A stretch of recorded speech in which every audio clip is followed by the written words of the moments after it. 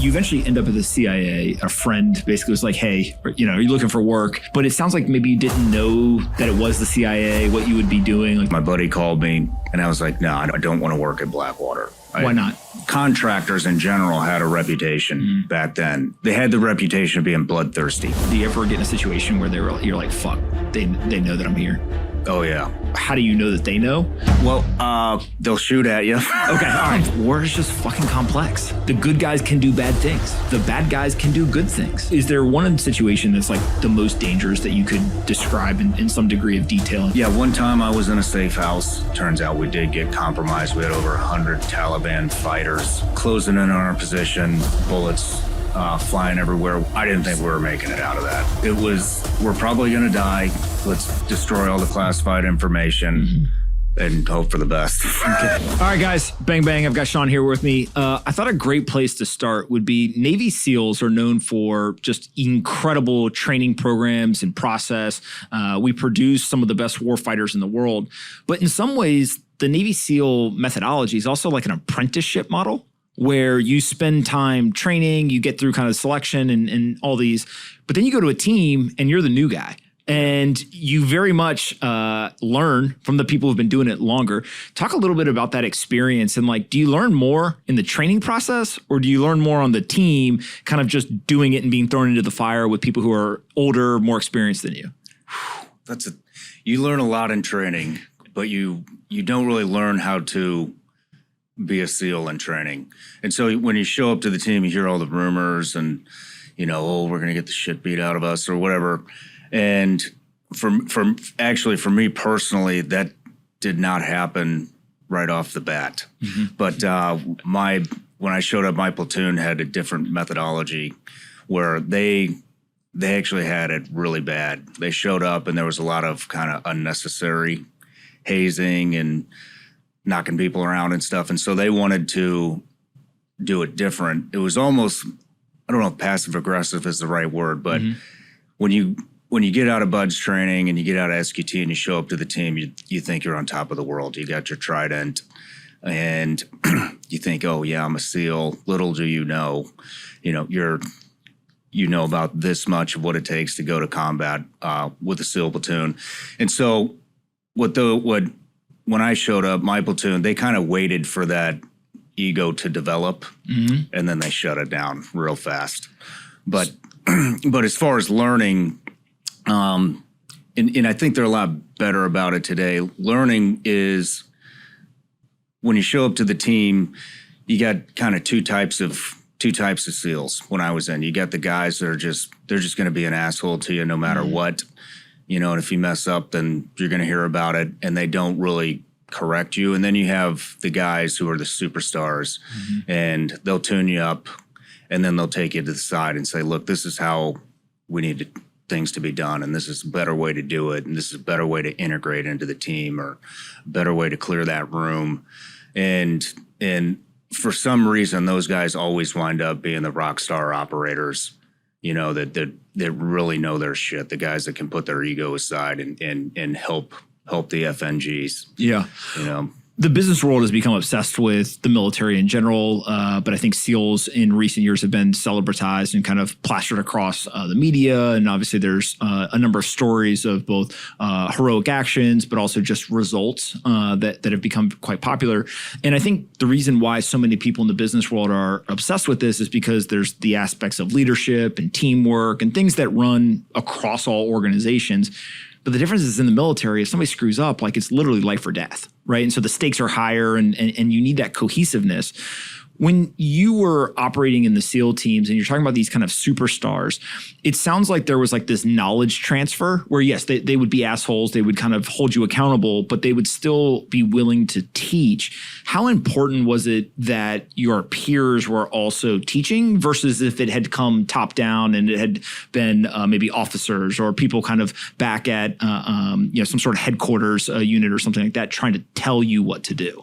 Is it important that it was like the peers rather than maybe more kind of the superiors? Or do you think that it was just, no, if you got the knowledge, it would have had the same impact?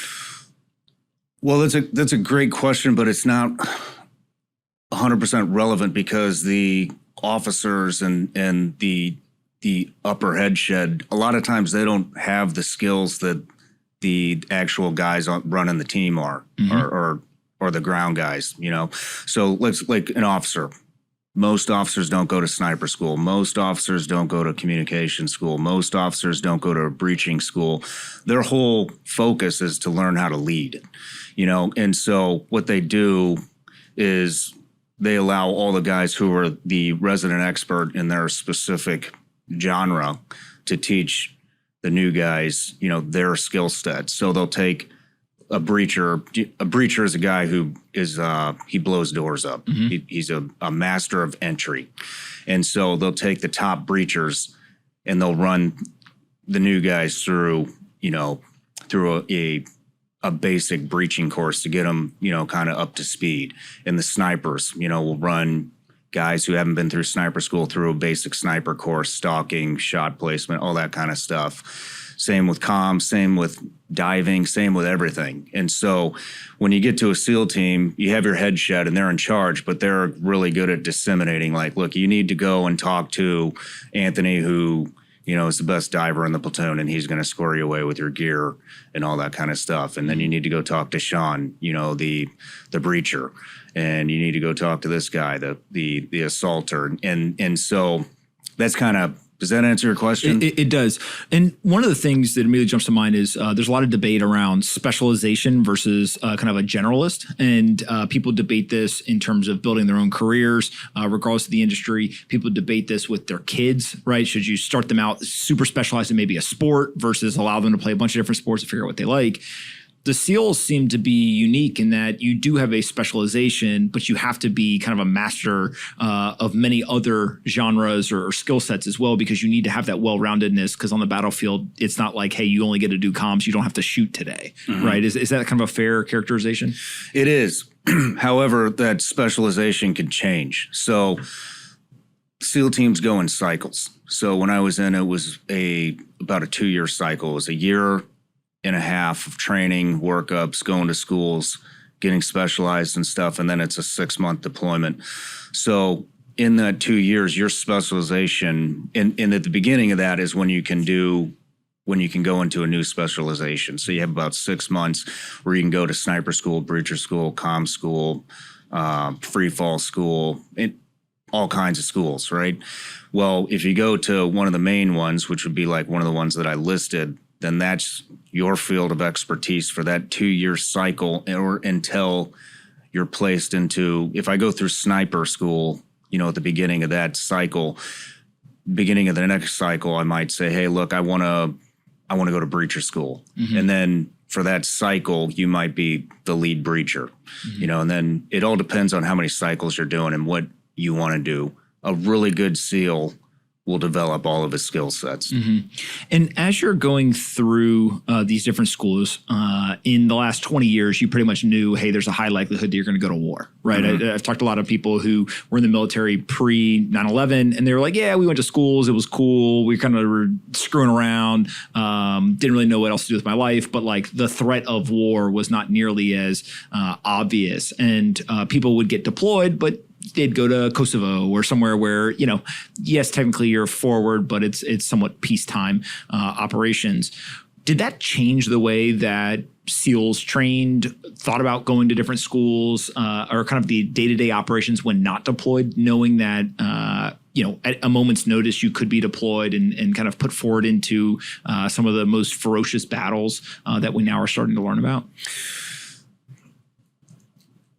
I can only speak from my own experience, you know, and by the time I got to SEAL training BUDS, it was already post 9/11. So I saw a little bit of that transition by the time I showed up to the team.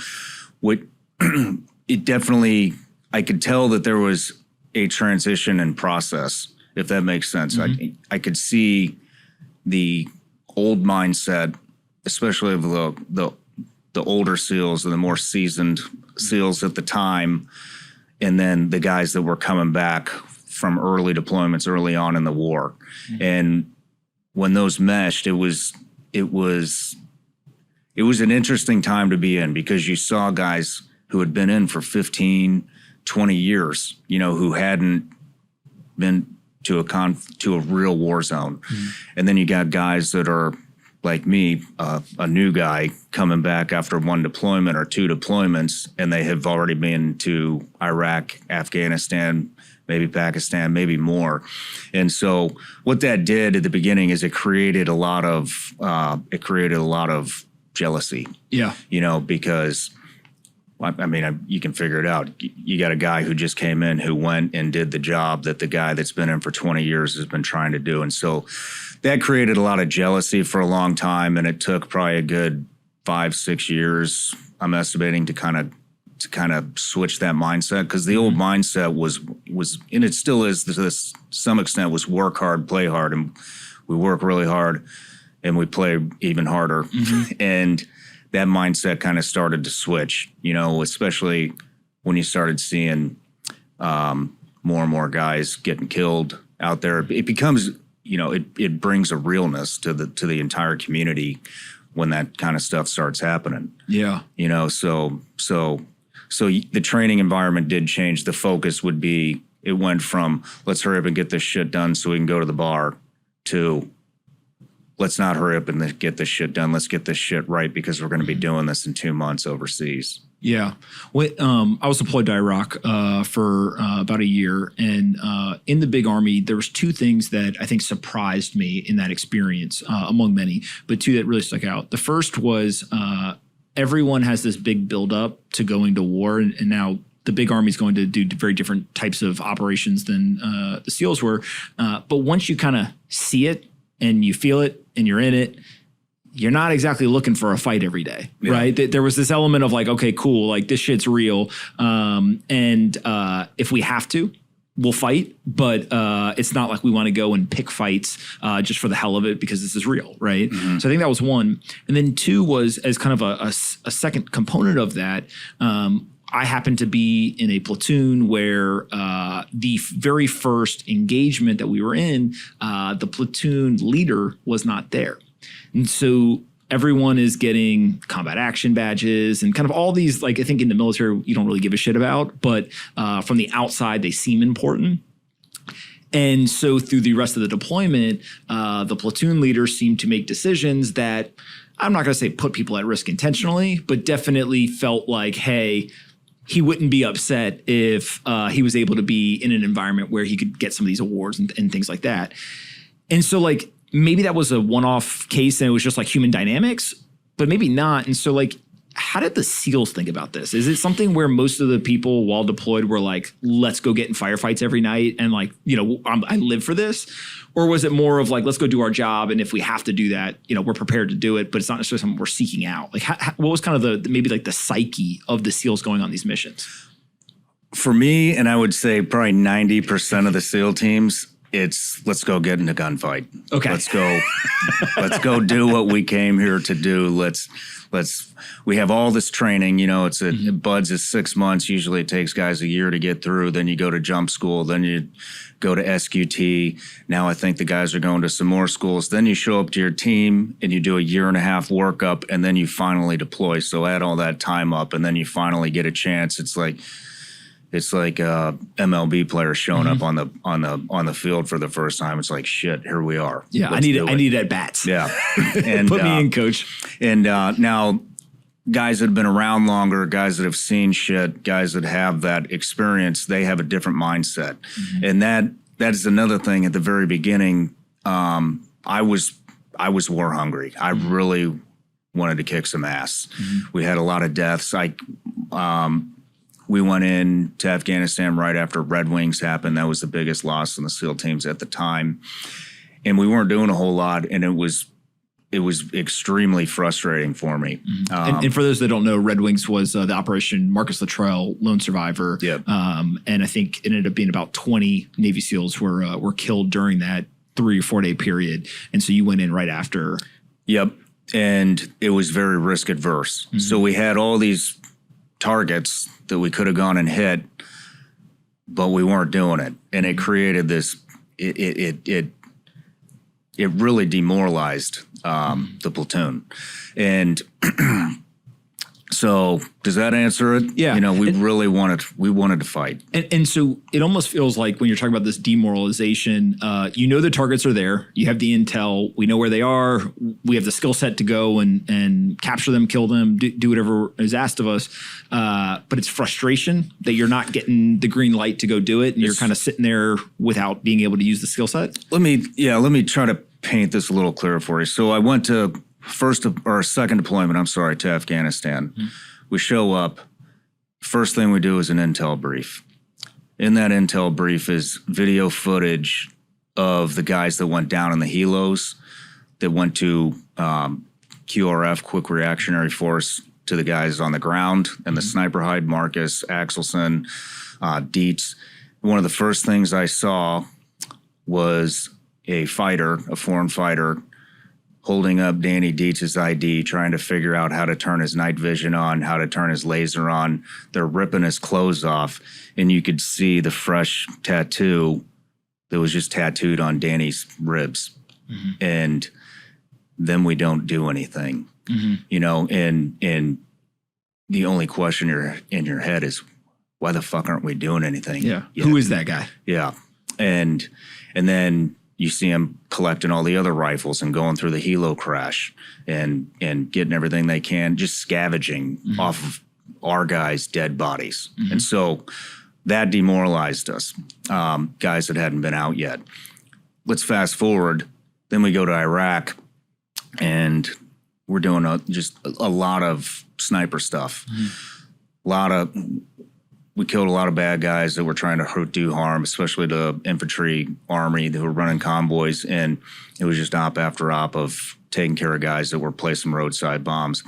Well, then it started. Once you get it, you know, and you get the taste, then you start understanding, you know, hey, maybe this isn't worth going out for. You know, we're not, there's a bunch of shitheads over here, but maybe we're waiting for the big one, you know, and if we go take care of all these shitheads, then the big guy's not going to come out. And so you learn to develop patience, and you start to begin to understand, you know, why things maybe don't move as fast as you want them to. It's you can take that learning and apply it across various industries and organizations, like the young person who shows up and is like, let's just go build everything right in business. And then somebody says, well, hold on, there's resources, there's budget, there's strategy, there's other components that you may or may not see. When did you realize that you were maybe gaining the experience or the patience or some of the discipline that the older guys had? Was it just reps? So literally just being on combat deployments and going on these operations, and eventually you just pick it up? Did somebody like sit you down and say, hey, here's why this is the way it is? And so, you know, once you have that knowledge, then you look at it differently. What changed? You know, I'm kind of a slow learner. So I actually left the SEAL teams, and I didn't really pick up that bigger picture until I got into CIA. And then I started to realize, hey, there is a lot bigger of a picture here than Shawn being able to go out and kick some ass every night. And it was probably a good 4 or 5 years into my agency career that I finally started picking that up. And the only reason I was able to pick that up is because the agency has their hands in so many different things. You start to build the bigger picture yourself in your own head, and it's, okay, I see how all this shit is all connected throughout the entire battle space. I see how we're utilizing the SEAL teams, and how we're utilizing the Green Berets and Delta and Team 6 and assets that you're running and all these things, you know, and that's when you start to understand, okay, patient, we got to be patient, because we want to get number one. We don't want to get, you know, the minions. Yeah. I mean, it's very similar if you've ever talked to like the DEA or police officers, right? Like they'll go do street drug buys because they want to figure out who this person is. They pick them up and say, hey, where do you get your drugs from? And they kind of work their way up the organization, and eventually they try to get the leader, right? And we saw this. You can go look in the tri-state area with the mafia and kind of how they pinned those guys.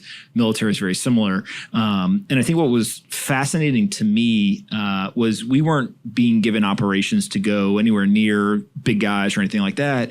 But there was names that were known. there was, kind of almost mythical figures to some degree, right? As to, oh, we don't go over here because A, B, or C reason. That's so-and-so's, kind of domain. And you're like, well, if we know that dude's name, Yeah. right? You're telling me that the might and power of the United States military can't figure out where the fuck that guy is, right? And so it's like very weird to some degree. But I do think that your point about like once you got exposed to more, you learned. When you left the SEALs, you didn't expect to go to the CIA. You went and, if I remember correctly, wanted to go into like more business and kind of the investment world. Yeah, I read Donald Trump's book, The Apprentice. Was it The Art of the How to Deal. Get Rich? It was Okay. How to Get Rich. I picked it up in Cuba at Guantanamo Bay, and I read the whole thing in like 2 days, and I was like, fucking hey, man, I'm going to go get rich. and they're like, well, how are you going to do that? And I was like, I'm going to sell my fucking condo, and then I'm going to use that money to start flipping houses, and I'm going to become a real estate agent. And then that turned into a whole disaster. How long did you last doing that? Oh, man. I sold one house to my ex-girlfriend's mother for about $150,000. Success. And so a very small commission. And I realized a lot of things very fast. I'm horrible at dealing with people, especially right out of Afghanistan or right out of Iraq into being a realtor. I have no patience. I mean, I would ride around and print off, this is back in 2007, 2006-ish. I would print off like 50 pages of MapQuest because I was too broke to buy a TomTom. You know what a TomTom is? Yeah. And I would hand it to the client, and then I would get pissed off because I don't know how to read a map. So anyways, I just realized, I was like, this is not my skill set. Yeah. Dealing with people, selling, this isn't my skill set. And so I went into a fire academy. Got it. And you eventually end up at the CIA. I think I've heard you talk previously that a friend basically was like, hey, you're looking for work, send me a resume and I'll see what I can do. But it sounds like maybe you didn't know that it was the CIA, what you would be doing. Like there's almost like kind of a curtain, and until you're behind the curtain, you don't really know what's going on. Is that a fair way? They don't really tell you. Okay. And so the way it was I left being a realtor, obviously, and I was in the fire academy. So they told me, they were like, look, it's going to be 2 years at least before you even think about getting in. Plus, you have all the family ties within the fire service as well. Got it. And so they need to entertain all of that, and you know where I'm going. And so, I'm an adult at this point. Obviously, I have bills to pay, and I'm like, well, this isn't going to work. I don't have 2 years to wait, for a firefighter salary. Just so happened my buddy called me, and he was, hey, I'm working for Blackwater at the time. And I was like, no, I don't want to work at Blackwater. Why not?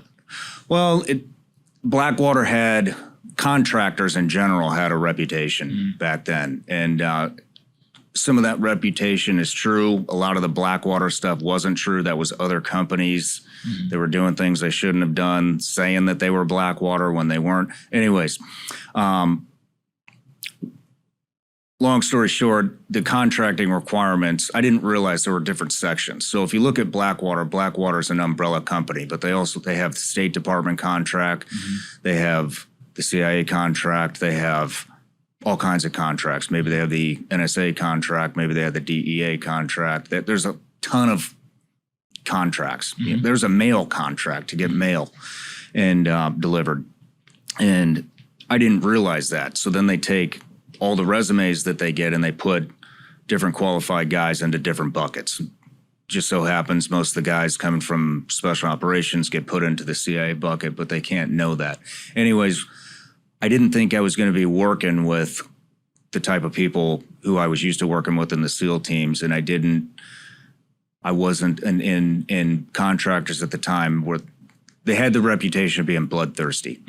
And for those that don't have the context, one of the things that ends up being, I think, a challenge for the contractors, especially at that time, is if you're bloodthirsty, but you're not actually with the support of the military, as we saw a couple of times, you get kind of out on an island on your own. It could almost be more dangerous than if you had the full, support and firepower of the military, where you could call QRF or you could call some of these organizations.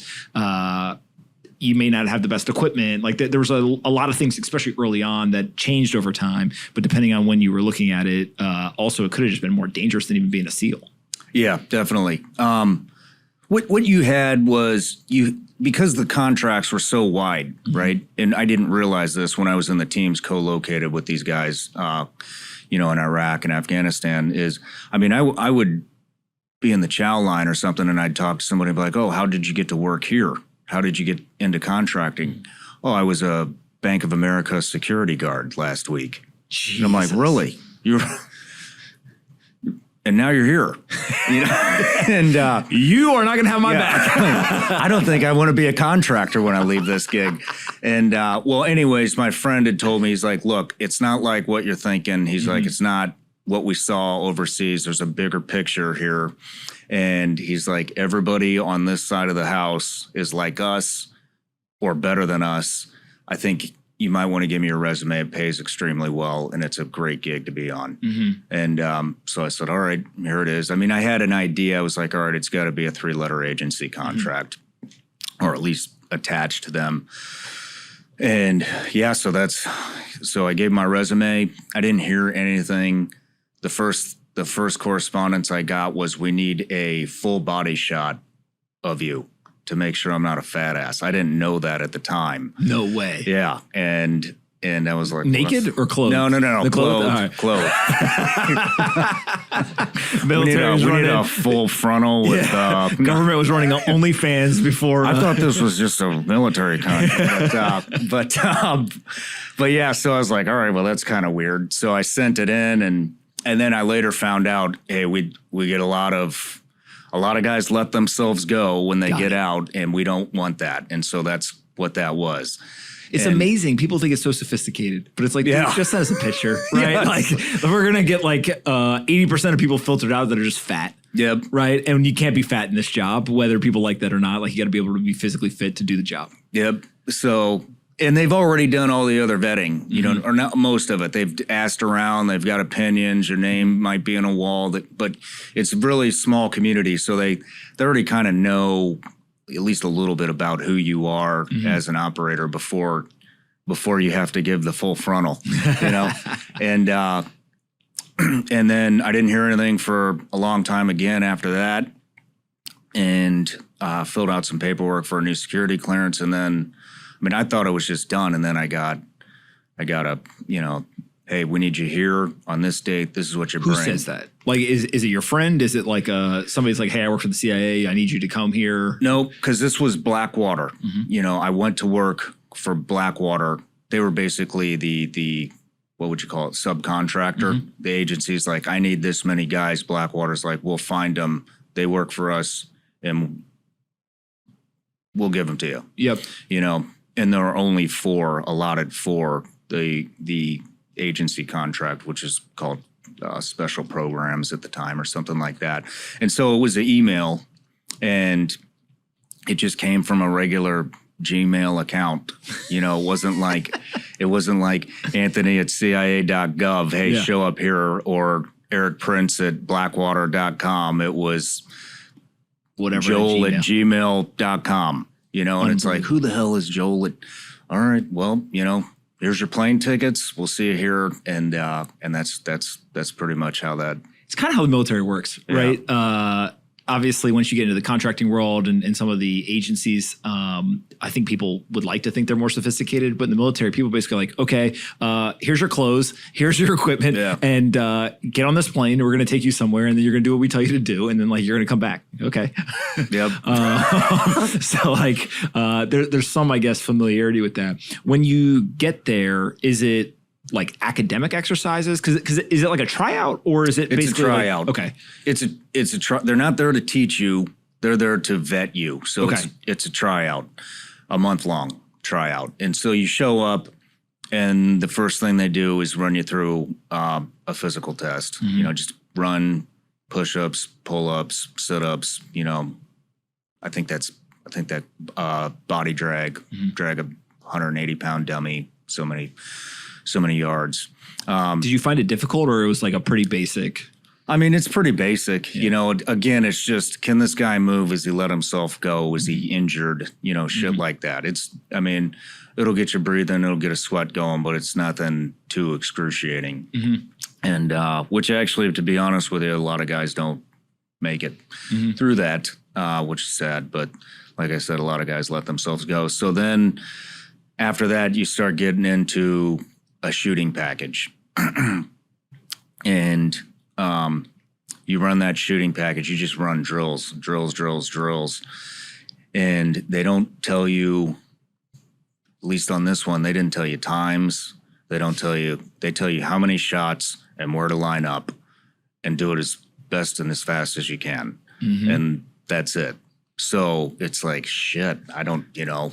No slap on the back, no good job. No, nothing. No, well, I mean, like, how fast do I need to be? You know, and, you know, because you shoot, it sounds like you shoot. So, I mean, you know, the wheels fall off at a certain level there of speed. And so you just do the best you can. And guys, that's really where guys start disappearing. There's two quals that I can't get into. There's a whole series of pistol quals. There's a whole series of rifle quals. There's one pistol qual and one rifle qual in particular that get probably 75% or more of the guys. They don't make it. Yeah. You know? And is it a difficulty of like what they're being asked to do, or is it the unknown? And so guys may not try as hard or go as fast, or they like almost succumb to the uncertainty more so than the actual skill they're being asked to kind of display. I mean, it's all of it. It's a difficult qual, and you're coming from concealed and shooting a certain amount of rounds in a very short, few amount of seconds. And then the rifle one is actually a 2-minute long qualification, but you only fire, I think, 8 rounds. Okay. And a lot of moving around and stuff. But so you're now like, I think the best way to describe this to people listening or watching is like, this has now moved from like novice, hey, can you shoot, to are you an elite operator who we can put in certain environments and like you've got a higher probability of succeeding than most? Yes, we have an expectation, and you're going to meet the expectation or you're not. But just rewinding a little bit. So when you do that, you know, you're shooting for a job that's going to pay you more money than you've ever been paid in your entire life. You know, so there's that. Yep. Then there's, you know, you're already at an elite level, and everybody hates to fail, you know, especially in front of their peers, especially when it's, you know, Green Berets, Delta guys, SEALs, you know, MARSOC guys, Force Reconnaissance guys, Paraforce PJs. It's competitive, you know. And so if you're the SEAL that failed the fucking qual, shame on you, you know. So you have that, and then you have the difficulty of the actual qualification as well. And do you yet know, as you're going through this, what's on the other side? Like, are you far enough into the process now where you know, hey, this is CIA, this is the types of things that I would be going and doing, or is it still like, just do this, we're vetting you, and we'll tell you later, you know, what your job's going to be? It's very no talking. And so you don't know until you've completed it successfully. And looking after all my interviews that I've done, I think that they tried to model it maybe a little bit off of what Delta guys go through, and so it's very professional. It's very minimal conversation. It's very direct conversation or instruction. And it's just, don't talk back, just do what you're asked to do. Don't try to get a bunch of attention, you know, just show up, perform, and go home. Yeah. For those who haven't read, there's a book, Masters of Chaos, that I think really kind of outlines the qualification course and a lot of the Green Beret process. And what I think is so interesting about that is like there's a period that's very regimented, which is we are going to instruct you, we are going to vet you, we are going to do all of this. There's usually almost no certainty. So let's go for a run. We're running for a mile, we're running for 10. Yeah. Let's go for a walk. Again, have this, be here at this time, and we'll tell you then at that point what you're going to do. But then there's a entire part of the vetting process, the Robin Sage event, where it's very much, hey, this is the objective, this is the goal, and it's towards the end. And so it's interesting that training is regimented with uncertainty, and then there's basically certainty in the objective at the end, but there's not a lot of regimented instruction in terms of how to accomplish the objective. Yeah. And so they almost hit both sides. Is that similar to the vetting It is. at the CIA? Okay. Especially in the next portion. So then you get through the shoot walls, and if you get through the shoot walls, then you go to basically tactics, which is driving. Then you do a lot of CQB, which is clearing houses, you know, and that the driving doesn't really get anybody. CQB, excuse me, it does start to get a lot of people, and it's tough because once again, same thing. You're shooting for a job. You're being critiqued by people that you don't know. You don't even know if they're, you know, if they're subjective to. You know, and then on top of that, you're working with guys that you've not only not worked with, but that are from different units that do it a different way. And so then in that portion, it's how does this guy think on his feet? Can he process fast by entering a room and not be shooting innocents and unknowns and killing hostages and all that? And how does he adapt? How do these guys adapt working with each other? Interesting. Who do it completely different ways. And so that gets a lot of guys. And that gets a lot of egos brought out too, because everybody thinks their way is the fucking best, right? Well, we all know there's 1,000 different ways to skin a cat, you know, pick one and go with it and be able to operate at the level of your, you know, the guy that you're entering the room with or your team. So when you're talking about kind of different units having different styles, the Navy SEALs may do it one way, Green Berets do it another, right? You kind of go down the line. What is that like? So you're like, okay, we're going to go clear this house. For those that may not know some of the details, there may be specific tactics around, hey, when we enter the door, if the door opens a certain way, I go left, I go right, I button hook, I clear a certain way, I am able to cover people a certain way. Is there a discussion before you do it? Or is it more so kick in the door and let's not shoot each other? Kick in the door, let's not shoot each other, let's not shoot any innocents. And you don't know what you're walking into. So they had, here's another scenario. So then you get through that, and then at the end, they really tie it all together. And one of the drills was they put a hood over your head. They give you a rifle or a pistol. You don't know if it's loaded. You don't know if it's unloaded. You don't know if it's jammed. You just have this. If they put a hood on your head, then they give you a weapon, you know, and you don't know what condition the weapon's in. And then there's all these role player. It's simunition rounds, which is basically kind of like high-speed paintball. And so they have all these role players in there. And you lift the hood up, and it might be a bunch of dudes that look bad that are coming at you, but they're not really coming at you. And a lot of guys will get amped up and they'll shoot. You're done. Get out. You know, you can't handle it. And then but you'll run through like, I don't know, 3 to 5 iterations, I think. Is that how quick the feedback loop is? So like literally you got the bag on your head, you're standing there, you got a gun, they pull it up. And in the next 30 seconds, if you do something stupid or they deem out of bounds, literally on the spot, they say, you're done, get out? Really? Yep. People get pissed? Or it's not the environment? They get upset, but it's not really, I mean, it's just, if you fail, I mean, it's humiliating, you know? And there's a lot of shame. I didn't see anybody get pissed. I saw guys get pissed afterwards and try to argue it, you know, but in the moment like that, no. And if you argue, if you're like, no, I didn't do that, then you're out. Yep. You know, there is no, like I said, there's no conversation. A lot of times if you do something wrong, you don't even know what you did wrong. You know, it's just unsatisfactory, back of the line. So when that hood comes up, What are kind of some of the things that I think maybe you, in hindsight, realize they're looking for? Is it the ability to control your emotions? Is it the ability to have accuracy in shooting? Is it, hey, did he check the weapon to even know if it's loaded or not before anything? Like, what are some of the things that maybe in hindsight are obvious that they would be looking for? All of the above. Okay. I think the biggest thing that they're doing is they are dumping a tremendous amount of stress on you, and they want to see that you can keep a level head, and so they want to see when that hood comes up, you be able to process everything that's happening and perform the scenario.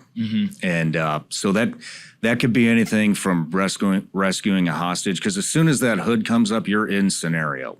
And so that could be rescuing a hostage. That could be there's nobody to shoot here. That could be everybody's a bad guy. That could be a fist fight. One time I had the hood pulled up. The hood didn't even come all the way up, and just getting punched in the face, right off the bat. And so the next thing you know, I'm on the ground. And, did you hold on to your weapon when you got smacked, or did it come flying out of your hand? I mean, a lot of just all those things. Yeah. And so, but I think the number one thing there that gets guys is they get too amped up. They can't handle the stress. And then you got a guy he runs at you and might stop, and he doesn't have a weapon, and some guys will shoot him, and it's like, well, he was running at me. Well, did he have a weapon? No, he didn't. Well, maybe he was running because he was trying to get out of the room because you scared the shit out of him because you had a weapon, and you just killed an innocent, and so that's kind of what you're highlighting here is something I think is counterintuitive for a lot of people. So in the special operations community in general, there are people who are 6'5", 280 pounds and look what you would expect to be a SEAL or whatever. But I think I've read the average height and weight is like 5'10", 180 pounds. These are people who generally don't look like what you would think the Navy SEALs look like in terms of at least the way they're portrayed in the movies. Now, I think Marcus Luttrell's 6'5", so like there's outliers for sure. But also not only in what I'd consider like the physical metrics, but also I think a lot of people would expect SEALs or other special operators to be bloodthirsty, to be high adrenaline, to be egotistical and arrogant, and walk into a room and think, yeah, there's 15 guys in here, but I'm going to knock every single one of these dudes out, and I'm a badass.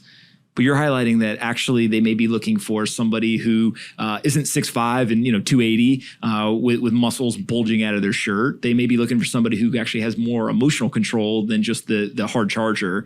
And so did you ever kind of put it together and understand like maybe why they're doing that? Oh, definitely. Okay. Absolutely. What is kind of in hindsight, what do you think is like the big takeaways there? I mean, everything that they're looking for are just they don't care what you look like. They don't, I mean, obviously you have to have a certain physical standard, but all they want to see, and it sounds simple, but it's not, is guys that can perform and analyze situations under extremely high stress without freaking out, without curling up in a ball and going in the corner. They just want to see people that can keep their head on straight and actually think themselves out of a situation, no matter how bad it is. So once you get through the vetting process, is there then a training process on top of kind of the training you'd received as a SEAL? Or is it pretty much you've met the standard, we know you can do this job, here's an operation, go?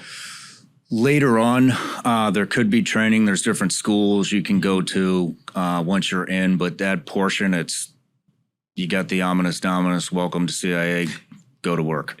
Okay. And then when you get in, when you go to when you go on your deployment, that's when you start getting trained by your team. It's kind of similar to the SEAL teams where you show up, you think you know everything, you realize you don't know shit, and then the team schools you up on everything you need to know.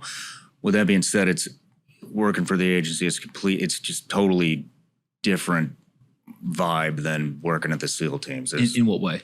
I mean, it's more of you're not going to get hazed. It's more of a gentleman's, it would be more of a gentleman's course. Yeah. Okay. And then that. And it's a lot more. You have to be a lot more politically correct. You have to worry about people's feelings. You can't just jump somebody's ass because they fucked up. You have to actually, go through steps and which is nobody coming from special operations is used to that. So that's a challenge in itself. But getting over there, the first thing you're going to do when you get to any location, so the training never ends, is figure out where the hell you're working. So they give you a map. Mine was Kabul. Afghanistan. That was my first deployment with them, and it was, here's a map of Kabul. You need to know every road on this map, starting with the major routes. Then you need to know all the back roads. You need to know how to get to all these venues, which hundreds of venues, and you got 2 weeks to learn it. And then you're operational. So you have the map. They tell you you need to do this. Do you get in like a car and you drive around and like figure it out? Do you sit down with a big cup of coffee and just like start reading the map? Like how do you get that amount of detail and information into your brain with high information retention in such a short period of time? Like what is that process like? It depends, where you're at, how big the location is. If you're going to a very small location, you're not.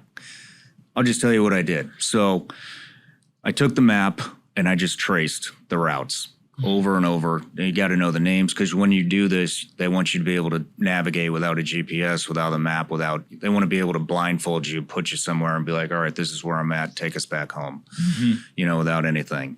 And so what I did is I took the map and I would just trace all the main routes over and over and over until I had that image ingrained literally at the front of my brain.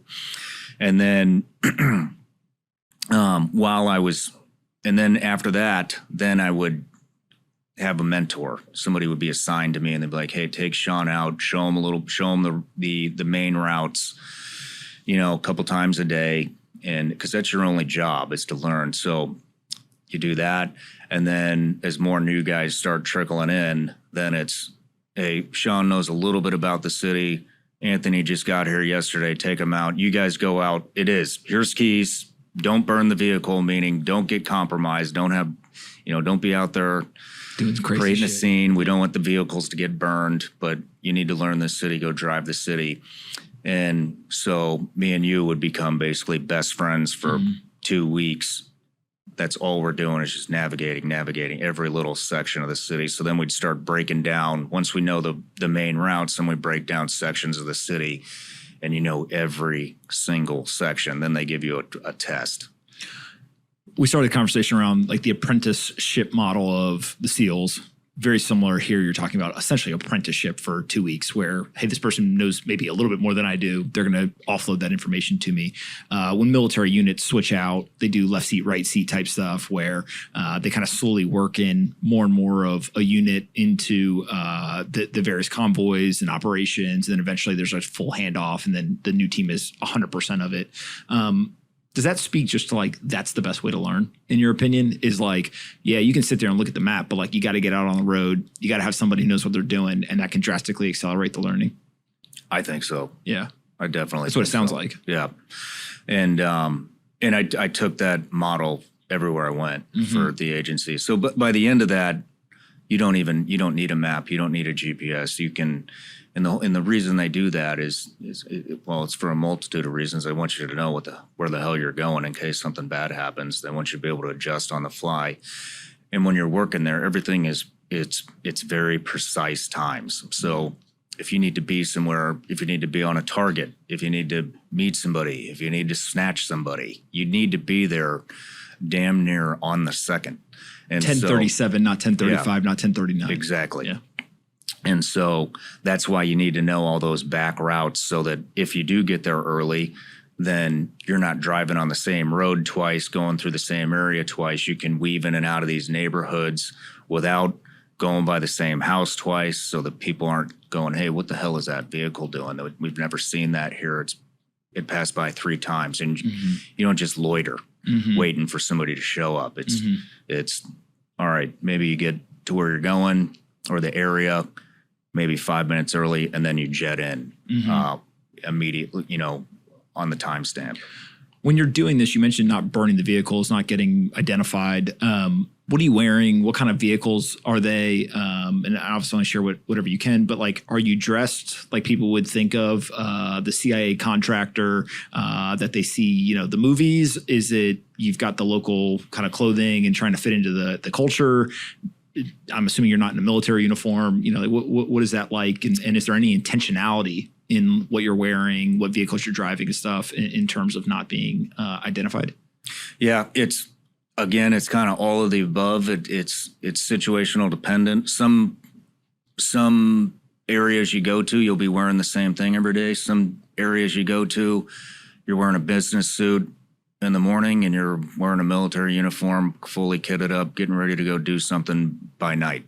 And they're all, it's just different missions for different things. And so I can't get into specifics with vehicles and equipment, but you could be driving the most luxurious the whole thing sedan, and you can think of, with all the little gizmos and shit that you would think that would be in there, to a beat up does this run piece of crap, something that, and then you get in and you're like, whoa, like, is that a rocket launch? No, I'm just kidding. But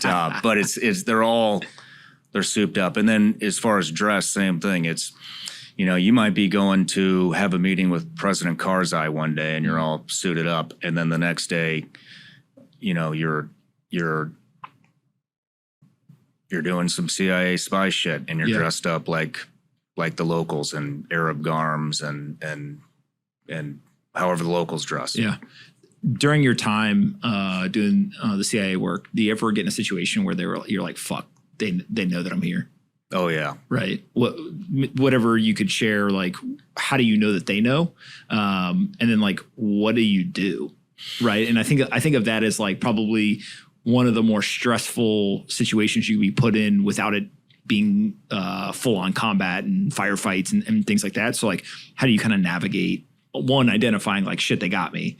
And then two, like, do you leave? Do you just like, fuck it, I got a gun and if they come over here, I'm shooting? Or you could, but how do you know? Well, they'll shoot at you. Okay, all right. So usually it's like, that guy doesn't belong here, I'm killing him. Yep. It's not usually. It's. I've had times where I've been walking somebody in, and which we can go over that in a little bit. But I've had times where I'm controlling an asset. I'll put it that way, and then we've been compromised, and I look out my window and somebody's there point blank shooting at me. Really? Luckily, it's a up armored vehicle. And no, you're not going to crack the vehicle and kill that guy, because that's not what you're there to do. And if you do that, then, I mean, there's other important people in the vehicle. Do you know what I'm saying? Yeah. So it's not, you could let your ego get to you, crack seals and kill that guy. Or you could just go, hey, we're in an up armored vehicle. Fuck them. Let's get out of here. Yeah. Before we make a bigger scene.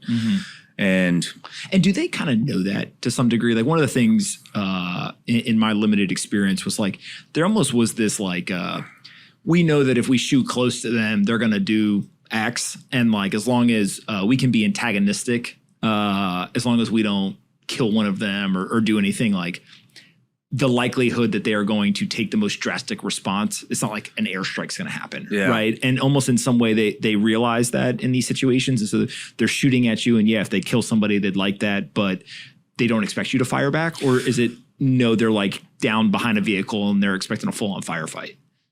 Both. Okay. But they don't just because they're contacting you doesn't mean they know who you are. Sometimes they do.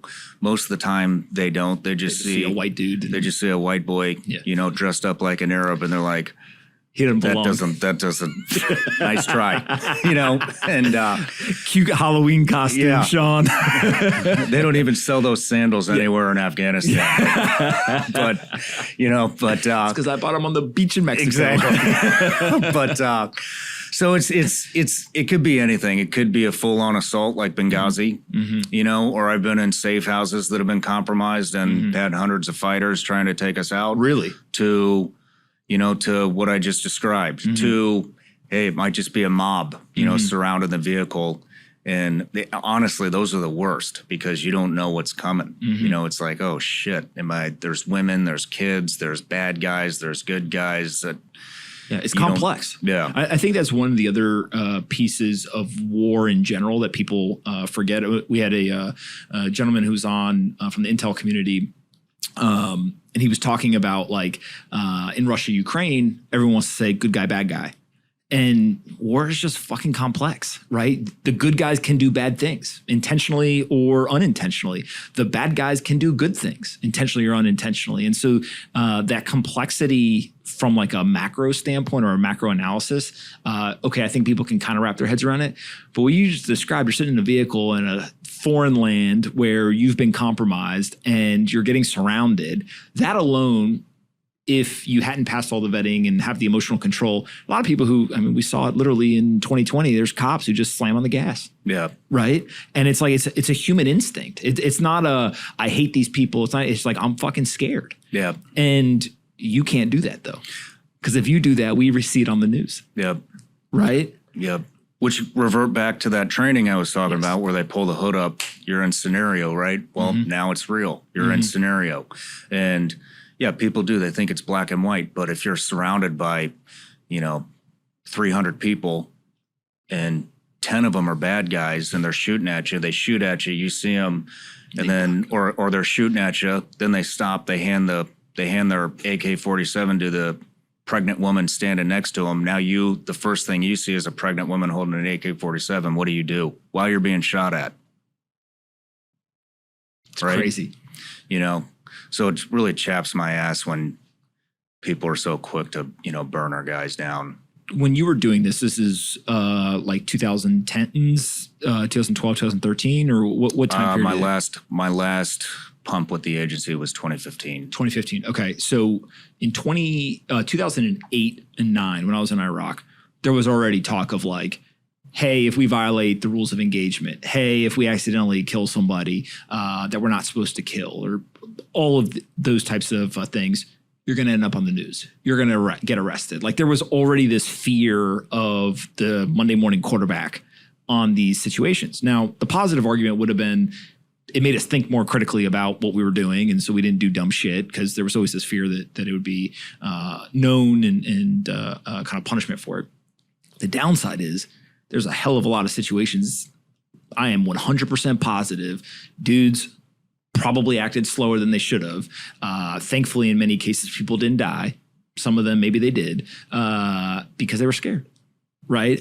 Is that also true inside of the agencies as well? Or was that just like more of a military thing where it felt like there was extra scrutiny during those times? I don't think that's an agency thing. I think that's a military thing. Okay. I think that's a political type thing. Yeah. And, they were pretty good about Shielding lifting the reins and letting us do what we need to do to keep everybody safe and get rid of the bad guys. But I know exactly what you're talking about, and it was that time frame. I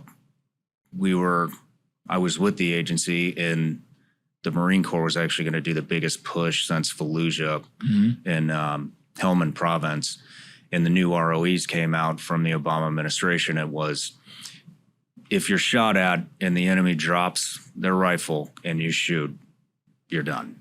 You're going to jail. And so, I think that got a lot of people killed that shouldn't have been killed because he chopped the legs off of the guys out there doing the job.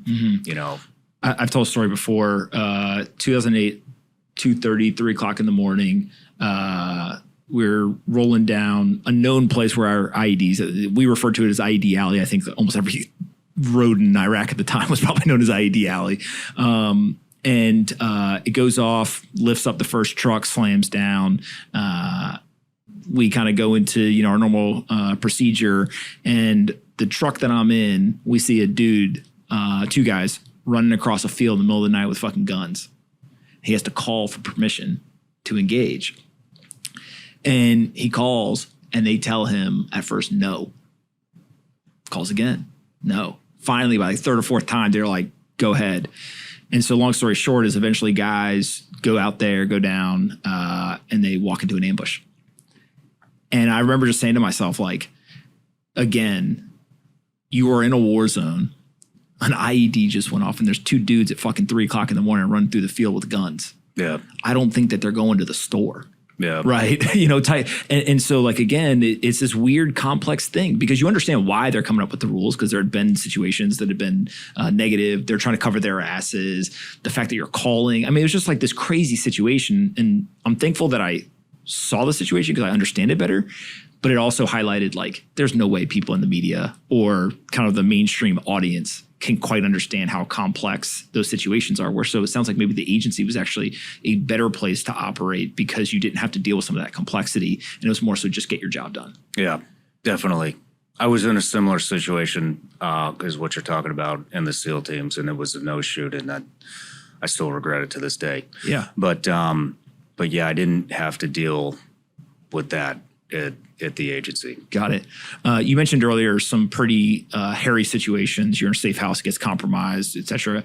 Is there one situation that's like the most dangerous that you could describe in some degree of detail in terms of either you were like, oh, fuck, like we're not getting out of here, or in hindsight, it may have been really, really bad, but maybe you didn't even realize it at the time? Couple times. I've been in... I got to be careful, how I word this, but yeah, one time I was in a safe house and there were not very many of us at all, just less than 10, in an area that where nobody else was. Mm-hmm. Nobody else was down there. And when you start getting into surveillance and counter surveillance and spying on people, one of the rule number one is don't be time and place predictable. Don't use the same routes. Don't leave your house at the same time. Don't go to the same spots every day. Everything has to be random. You don't want to create what we call like a pattern of life. Mm-hmm. Or if you do create a pattern of life, you want it to be a false one. Mm-hmm. You want the pattern of life that everybody else sees. It's a facade. You're doing it intentionally. Yes, because you're using I want everybody to see me go to Starbucks at 8:00 in the morning every single day. Mm-hmm. Everyone from I want everybody to see me go to the gym right after Starbucks. And that would be like a something here. Mm-hmm. So you kind of create your facade. Well, we weren't doing that at this spot, and it was. Remember I was talking about at the SEAL teams, there was the guys that had been in for 20 years who hadn't done anything. And then you have the assholes like me that come in and we'd go do it right away. Well, same with the agency, similar. You got all these guys that had been, during the Cold War, they came in, they were doing all these Cold War tactics with Russia, and all that stuff. And then they throw them in Iraq, Afghanistan, Yemen, wherever, right? Mm-hmm. And they're still using those tactics from a Cold War environment, trying to get those to work in a wartime environment where everybody wants to kill you. It's not a permissive environment. Everybody wants to fucking kill you here. And you'd see a lot of these guys coming, making transitions from that kind of a career into a wartime environment. And it just without any training or very minimal, and it didn't work for a long time because it was all they cared about was collecting intelligence. It wasn't. Hey, we're going to be here for a while. Let's not draw them into where we live. Well, nobody wanted to listen, and I'd mentioned. I said, hey, we're being really time and place predictable. We've been to this place, I don't know, 3 times in the past week. We need to find different routes. We need to alter our times. We need to, meet these people at different places. They didn't want to do it. The very next day, we got hit. And turns out we did get compromised. We had over 100 Taliban fighters closing in on our position and bullets flying everywhere. We really couldn't engage back because we couldn't see where everything was coming from, or it was too far for us to engage. And we actually... that started early in the morning, and I don't think we got pulled out until 2 or 3 a.m. at night by the British. They had to call in British guys to come get us from somewhere else. Mm-hmm. And you're just like... I didn't think we were making it out of that. You're just like sitting on your hands like, oh, fuck? Or are you guys at least shooting what you can and trying to fight back? I mean, we're shooting what we can, but there was a couple of different positions that had taken over a high-rise building that overlooked our neighborhood, and we couldn't see where they were shooting from. So yeah, you could shoot at the building, but you can't see where the hell it's coming from. And they were throwing grenades at anybody that tried to get up the building. They would just throw frags, RPGs, or whatever. And then they had another position where these Taliban fighters were massing, and then it actually came out in the news the next day that they were there to get us. And a lot of things like that happened. And so in those situations, you are operating with obviously what you guys can see. Are you also getting communications like they know that these fighters are amassing? They're able to kind of give you almost the play-by-play. I think of a lot for those that may not know as much about this. It's kind of like a football game. The football game's getting played, but they have coaches up in the box who can kind of see the full field. Are you guys getting like intel reports and stuff like that, and you're using that to try to fight back? Or is it pretty much, hey, we're doing the best we can to get you there, get there to get you guys, but you're on your own right now? We were on our own. It was, we're probably going to die. Let's destroy all the classified information and hope for the best.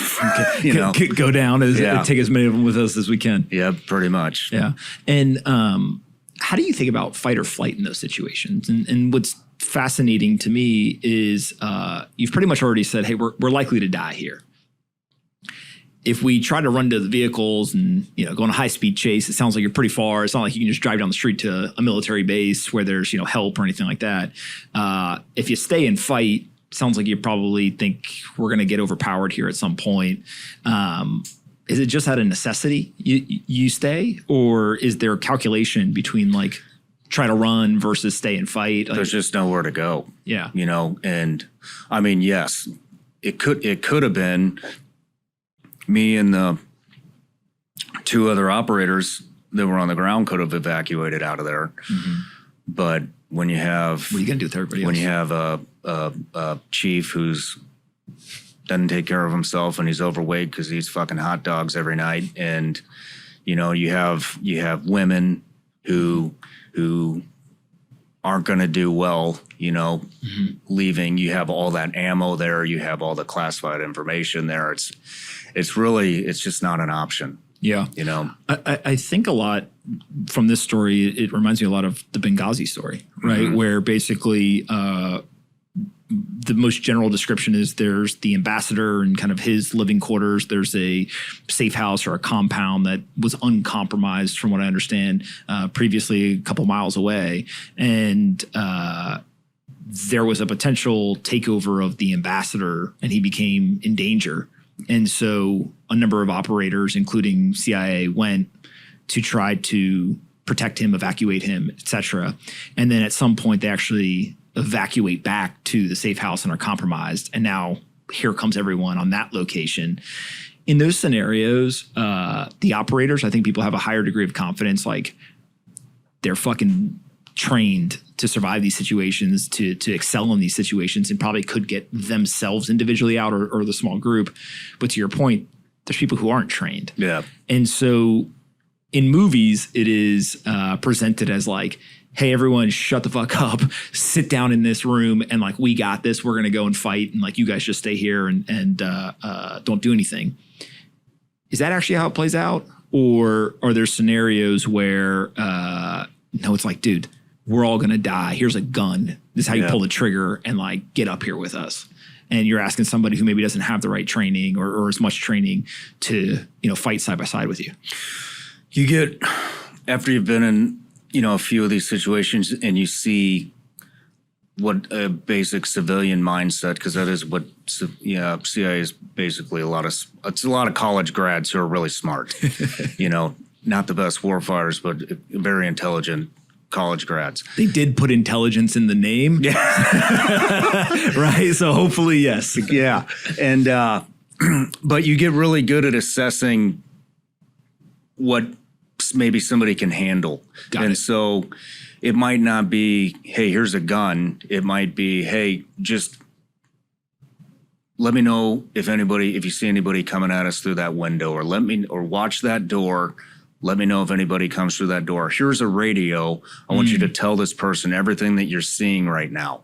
And so a lot of times what I would do in those situations is you give somebody a job, and it might not be, and it'll calm them down, because then their mind's on something other than, holy shit, all these bad guys are coming to get us. And so in that particular instance, it was, because they're still, even though he's a fat slob and he can't move, he's still a fucking American, you know, and you can't abandon Americans. And been successful enough to achieve exactly. A station chief or whatever. So like, he's not a complete moron. Yeah, exactly. Yeah. And so you give him a job, and a lot of, in that particular scenario was, hey, watch communications, let us know what's coming through, on comms.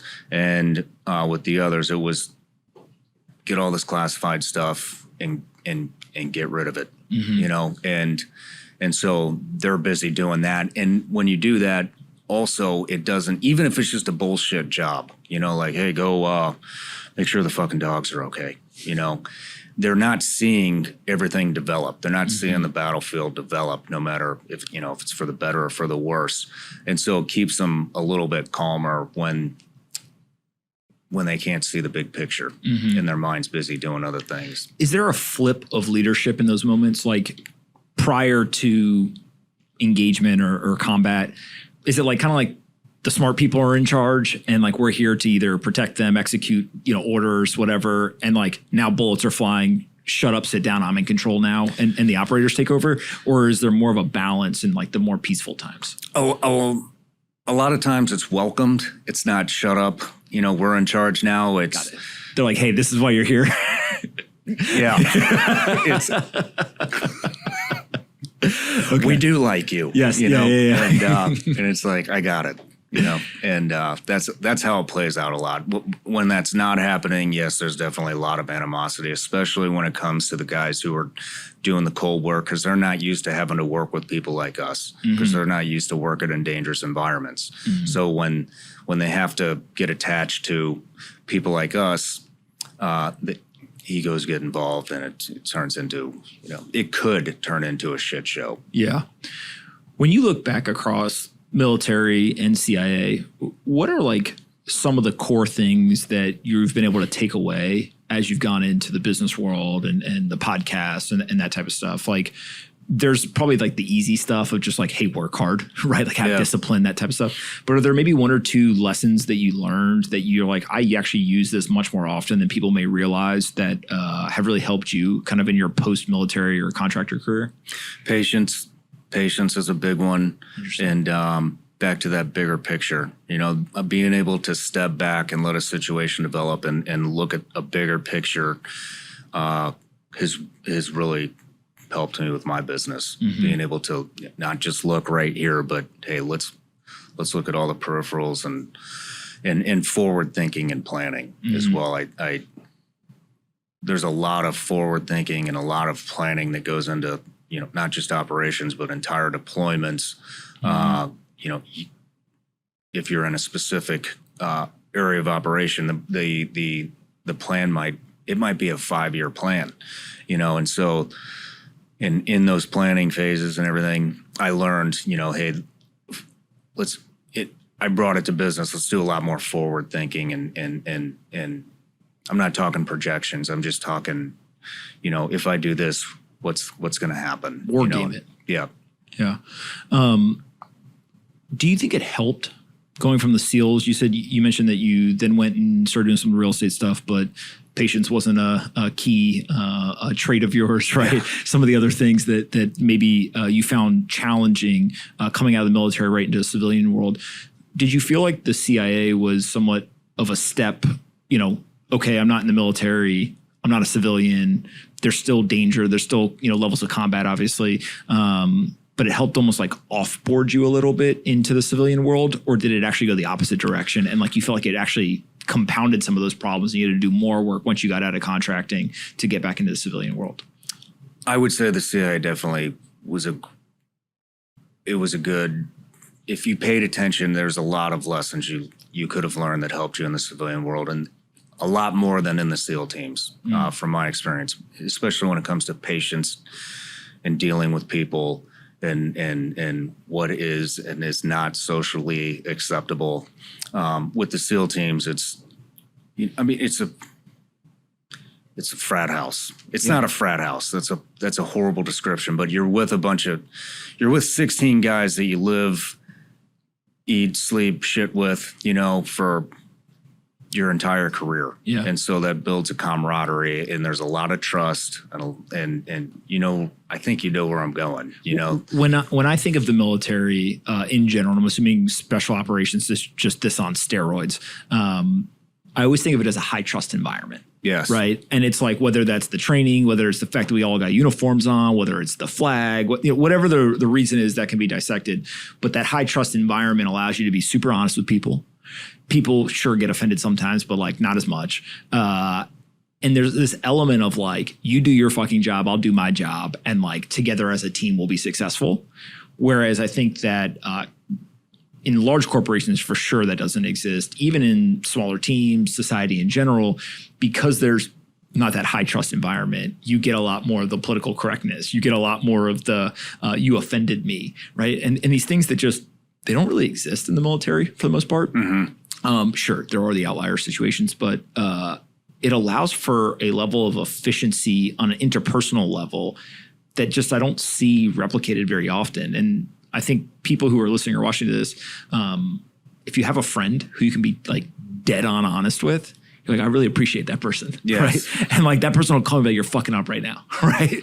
But that's like, I'm assuming a SEAL team is like 15 other guys who are all willing to do that. And if you're fucking up and you're not listening, they might come over there and smack you upside the head and say, hey, I told you weren't listening. A lot of things that happen within a SEAL team are inappropriate in other environments. And it would probably be very similar to a firehouse. Got it. And that shit does not fly at the agency. And that took me a long time to kind of wrap my head around. I didn't like it for a long time. But the agency does have a certain sophistication to it that it definitely carries over. You learn how to carry yourself and deal with people in a more sophisticated and professional manner because you have to, as you would in the SEAL teams. Got it. When you came out of the CIA, I've heard you talk about the use of psychedelics, and it seems like that really had a profound positive impact on kind of your ability across a number of different parts of your life. Talk a little bit about that. Were you just like on the internet one day and were like, I'm going to go try this? Did you have a friend who tried it and suggested it? A doctor? Like, what was kind of your introduction to psychedelics, and then what was that experience like? Well, No, I wasn't. I didn't read it on the internet. I was actually totally against them. I didn't like anything that I associated with hippies. Okay. And there was communism, there were psychedelics. Yeah. And so I didn't even. It wasn't even on my radar, to be honest with you. Mm-hmm. But then I did this interview with this former SEAL, Eddie Gallagher, and he had talked about psychedelics in his interview, and so I asked him about it, and then he connected me with other people who started a nonprofit for psychedelic therapy. So I interviewed them, and I learned a lot about it. Then it just kept happening. I started seeing former colleagues of mine coming on to my show to interview them, and it was just, I did the psychedelic therapy and my family dynamic changed, my business changed, my anxiety's gone, a lot of that stuff. And so I did it. I interviewed so many guys that had gone down and done the therapy that I was like, all right, I'm going to, I still have my own demons that I need to deal with. I did 3.5 years of therapy, talk therapy twice a week, and which did help me. I would definitely recommend it. But then I moved from South Florida to Nashville, and that therapy ended because I didn't want to build the trust with a new therapist. Things started getting out of whack. My business really was expanding. My mind wasn't present anymore. I just had a son. I wanted to be present. My anxiety was turning into anger. again, and just a lot of the stuff that guys deal with coming, home from combat. And so things started getting really out of whack, and I made a call and I said, hey, I would like to try this. I've heard a lot of good things, and they got me right in. I went down there to do it, and I did this. I did Ibogaine and 5-MeO DMT. And where do you go, and like what is the actual process when you say you did these two specific ones? Like, is it something that you are ingesting? Are you drinking it? Is it a solid? Like, just kind of walk people through, because I think a lot of people have heard of psychedelics, but they probably don't actually understand what that process looks like.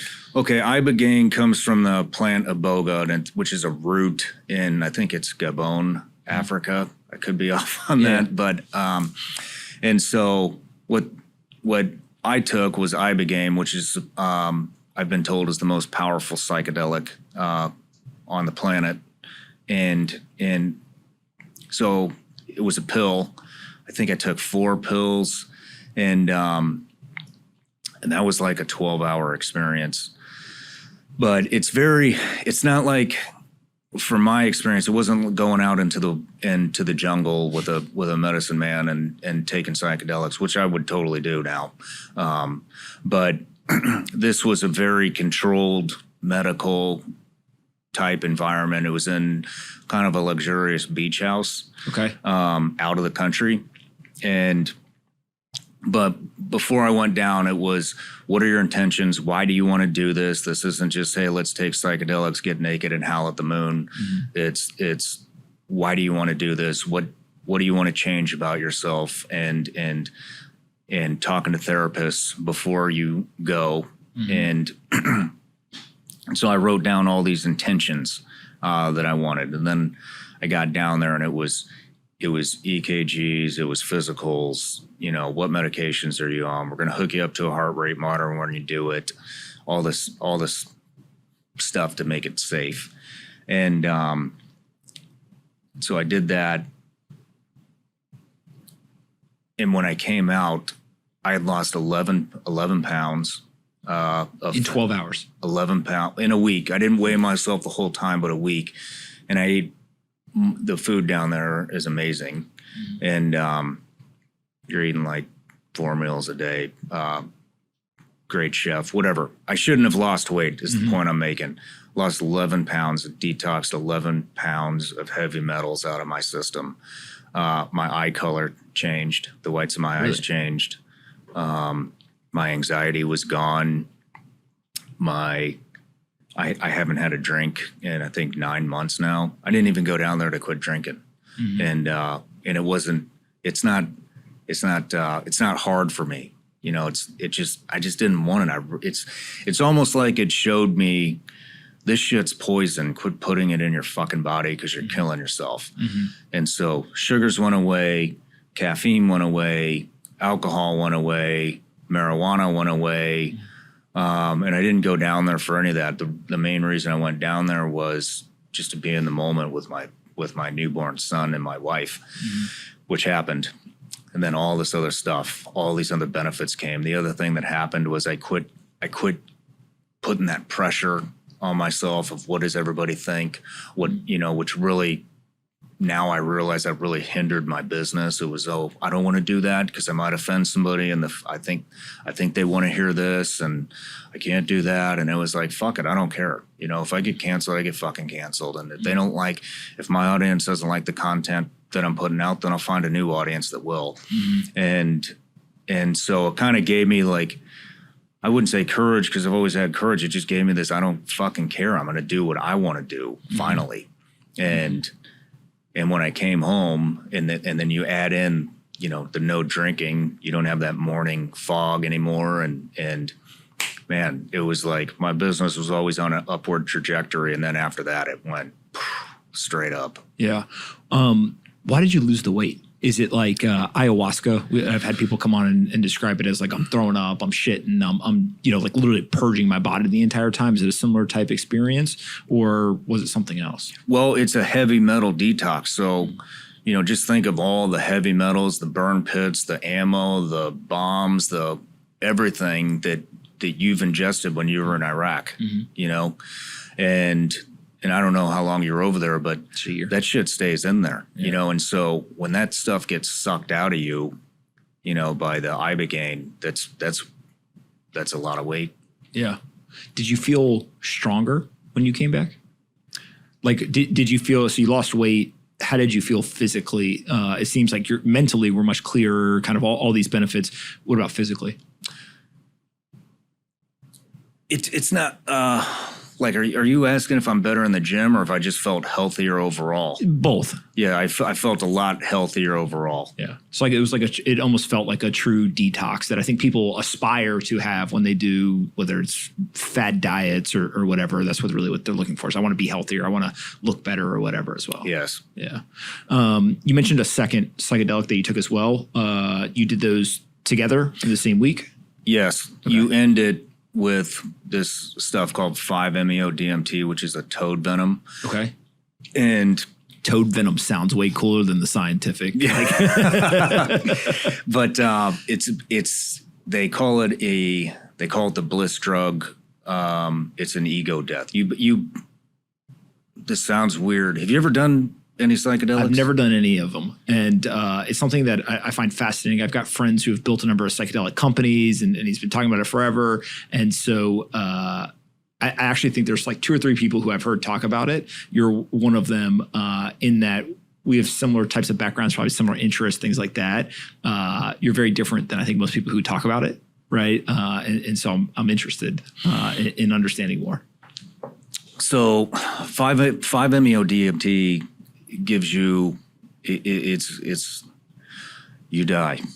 It's a death experience. Okay. And I know I know how hard that is to wrap your head around, but those who've done it definitely understand. But there is no doubt in my mind that if I die a peaceful death, this is exactly what I'm going to experience. Okay. Explain more in terms of when you say you die. Like mentally, there's like anguish and you're like, this fucking sucks. Is it like a physical thing? It's the most profound experience of my entire life. And I don't say that lightly. Yeah. But I'll just go through the experience. Okay. So you smoke this and you smoke this and they say count backwards from 10. I hit about 7 and it was lights out. But you're just sitting there, you fall back into the pillow or whatever. I wanted to do it outside because with no blindfold. Usually they do it blindfolded inside, but I wanted to be in nature because I'd always heard, hey, psychedelics makes you feel like you're in it, you're in nature. And so I did it. The first thing I felt was I felt more anxiety and fear all at once than I have ever felt in any other experience of my life, to include thinking I'm going to die in a safe house because we're getting overrun by bad guys, to include somebody shooting at me point blank, to include all the shit I saw on the teams. And this was more fear and more anxiety than I'd ever felt. And it literally felt like just all this bad, negative shit was getting sucked out of my veins. And that probably lasted for about 30 to 45 seconds. And I just kept telling myself, just let go. I think there are guys that have bad experiences with this stuff because I don't think they have, I don't say this in a bad way, but I don't think they have the courage to let go because it's the feeling that you're dying. Like there's no doubt in your head that you're dying. And, I've got a family. So that was the only thing left that I was holding on to is I was like, fuck, my fucking son needs me. My wife needs me to help raise my son. But then I was like, I have to die. I have to do this. And, and I let go.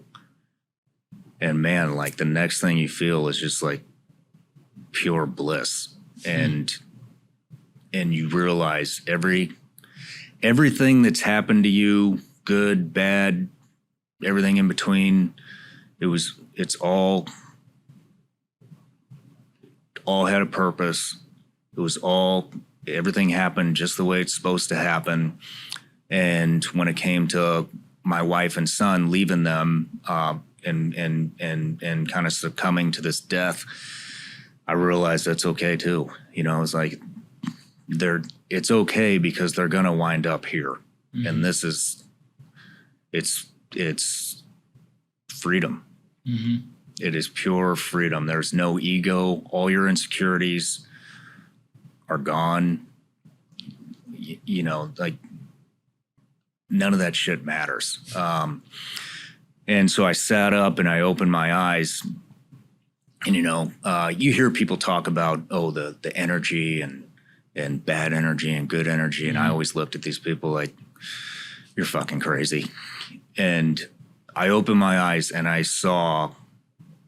didn't see anything that wasn't there. A lot of people have, that wear the blindfold, they have, hallucinations. Yes, they have hallucinations. I didn't have any hallucinations. Mine was more intuitive.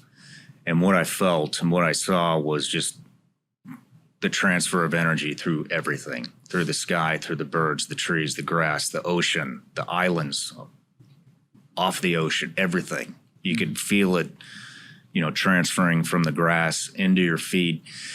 And when you hear people say, you know, everything is one, that's the first time that I ever felt and knew I was like, holy shit, we're all fucking one thing here. This is, so if I, you know, reach over the table and try to fight you, I'm just fighting myself. It's really, it's really hard to describe. This is why I'm so interested in somebody like you who's gone and done this, because I have the same reaction, right? Like, my wife's got a couple friends that talk about crystals. If I hear about fucking crystals one more time, I'm like, shut up, right? This shit is all bullshit. Yeah. Energy, like all everyone's heard all this stuff, right? I'm like, okay, sure, guys, whatever. Other than maybe like memes and vibes on the internet, maybe I'm a little bit of a believer there. But other than that, and then I hear you talk about this, and it's like, look, you're I'll call you a normal dude, right? And in terms of like, it's not like you were into a bunch of like woo woo stuff up until this point. And then the way that you describe it, you're like, yo, it changed my life, right? And I think that it's almost the contrast before and after that's so fascinating to me. Yeah. And it sounds like when you came back, a bunch of good stuff started to happen. Did you change anything when you came back? Yeah. Like action wise? Okay. So you mentioned things you took away, right? In terms of alcohol and caffeine and things like that. What else do you notice that you changed? Man, I quit listening to all the bullshit. You know, I quit listening to what I thought social media wanted me to do with my business. I quit guilt. You know, we all deal with a lot of guilt. It's how do I tell this person I don't want to do this, or how do I just don't feel it anymore, you know, and it's starting to come back a little bit, but and because you're not focusing all your energy on, well, I don't want to hurt Anthony's feelings and because I don't want to fly down for his podcast. So how do I tell him this? And why the fuck is that person thinking that about, you know, instead of worrying about all this shit, it's, hey man, I can't make it down, or, you know, family, you know, I can't do it. I have this, I need to, and it takes the guilt away. And if you think about how much time you waste on trying not to offend somebody or trying not to make somebody feel bad, or when somebody, you have to get asked all the time, can you do this for me? Can you do that? You know, you don't feel bad using the word no anymore. And it's just, no, I'm not going to do it. I noticed that there's momentum with the use of the word no. This is something I've been thinking about recently. If I start to say no to people, it becomes easier, like the rest of the week or that month or whatever. And then if I become undisciplined and I say yes once or twice, next thing you know, I'll say yes to everything. Like there is this momentum or almost like maybe confidence, or I don't know how you would describe it, but it's like, if you have the ability to say, starting today, I'm going to say no to people I want to say no to, it is easier. Yeah. And I don't know if it's like an identity thing, like I'm somebody who says no. I don't know if it's literally momentum or whatever, but it does feel like people who say yes to a couple of things say yes to everything. People who say no are very disciplined in when they say no. And so it almost feels like just getting the right directional like path of progress is an important piece to it. Sounds like this was a moment where it really set you on a certain path and you've just kind of stayed on that. I never thought of it like that. That's a great way to put it. But yeah, you know, I finally started saying no. And because I was, you know, somebody told me once, it was actually my mother-in-law, said, every time you say yes to somebody, you're saying no to somebody else. Mm-hmm. And so I've always thought about that. And then after doing the psychedelics, I was like, shit, you know, she's right. Mm-hmm. And so I took all that energy of doing shit for people that they don't even really give a fuck if you're doing it for them. If you say no, they're just on to the next person, right? Mm-hmm. Hey, could you? And so I took all that energy and applied it to my family and my business and myself. And that's when things really, really started coming together for me. Mm-hmm. As you've gone through your career, you've had kind of, I'll call it 3 or 4 different careers, right? You had kind of the SEALs, CIA, what you're doing now at a minimum. Do you still have the same friends? Do you still have the same like peer group through all of that? Or have you found that either through necessity or benefit that you've kind of changed over time, right? And I think about this from the perspective of like, if it's an intentional thing, right? So you go from the SEALs to the CIA to kind of the business world. If you don't have the same friend group, they may be offended. Oh, he thinks he's too good for us. Mm-hmm. Oh, he now doesn't have time for us or whatever. Do you experience that at all? Oh, yeah. Okay. Do you? Yeah, hell yeah. Right. Yeah. And I mean, there's people who will listen to this and be like, he's talking about me. And there's people who will listen to this, but he's definitely not talking about me. But some of them are intentional, right? Some of them are like, hey, this person is not conducive to what I'm trying to accomplish. And like, they're the energy vampire, or however you want to describe it. But like, sorry, dude, right? Usually dudes. It's just, honestly, I don't have time for this. Yeah. And in those cases, to me, I don't feel guilty. I actually like, that's easier for me to deal with because I'm making the decision. It's the people in your life that like you're just focused on what you're doing. And so like there's not as many intersection points or like as much time that overlaps and you just kind of grow apart. I still feel sometimes guilty to some degree or like, I'm like, damn, I wish it wasn't this way. And I almost have to like, yeah, but that's just the way it is. Yeah. I don't know. What about you? Well, I was going to ask, have you figured out how to filter it yet? I'm still working on this. How I filter it. Yeah, how do you do it right now? I filter it. I try to filter it is when it comes to friends, who can you tell your successes to without people getting jealous of where you're at in life? Mm-hmm. And that's what I'm really starting to figure out is you can't be fucking around with people that aren't happy for you. Mm-hmm. If they're not happy for you, the only reason they're not happy with you is they're not happy with their own fucking performance. But they're not willing to do anything to up their performance. They're just going to keep you down wherever they're at. And so when I think of who I can tell my successes to, it's probably tell them to, 5 people, if that. And so that's who I concentrate all my energy on. And everybody else, if we were friends and you're not happy for me now, that doesn't mean I hate you or I'm not going to talk to you, but I'm not going to focus much energy on you anymore because I know there's always going to be that underlined resentment, and that jealousy and that shit's toxic. It is toxic. I had I went to a dinner and it was a dinner I should not have been at. There was 4 or 5 different billionaires there and they're all friends. And so you're at this dinner, maybe there's 8 to 10 people, whatever it was. And you already feel like a little bit of an outsider, right? Because like they're all friends and you're like, Jesus, like some of you in a business sense, I look up to you. I want to learn from you, like all this stuff. And the things that they were talking about at this dinner, I was looking around and I was like, you guys sound like the most arrogant fucks I've ever heard, right? But what I realized was no. After I left the dinner, I was like, these guys grew up together. They literally had nothing. And so they used to talk about like the first customer they got together, right? And they'd come and they'd be like, oh, I got my first customer. Like, oh, that's cool. Like, whatever. And it's risen. And now they're talking about, do you want to buy, a $50 million boat together? And none of them were judging each other because it was like they had risen up to this level of success, but they also were on the same level as well. So it wasn't like one of them was a billionaire and the other, was unemployed. And so like if the billionaire was like, I think about buying this boat, the other person's like, well, fuck you, I'm trying to find a job. And so there was like the path together, I think kind of created some camaraderie, but also the ability to talk to people who didn't judge them, even though they were talking about things that everyone else in the world would be like, that's what you're worried about. Yeah. You're literally worried about like you can't find staff for your boat, right? I'm just making up whatever. But to the other ones, they're like, no, I can't either. Yeah. Right. How are you trying to solve that problem? And so it sounds similar to kind of what you're talking about of just like the people who want to see you successful, the people who you feel comfortable sharing the truth with are actually the people who you end up kind of spending your time with. Yeah.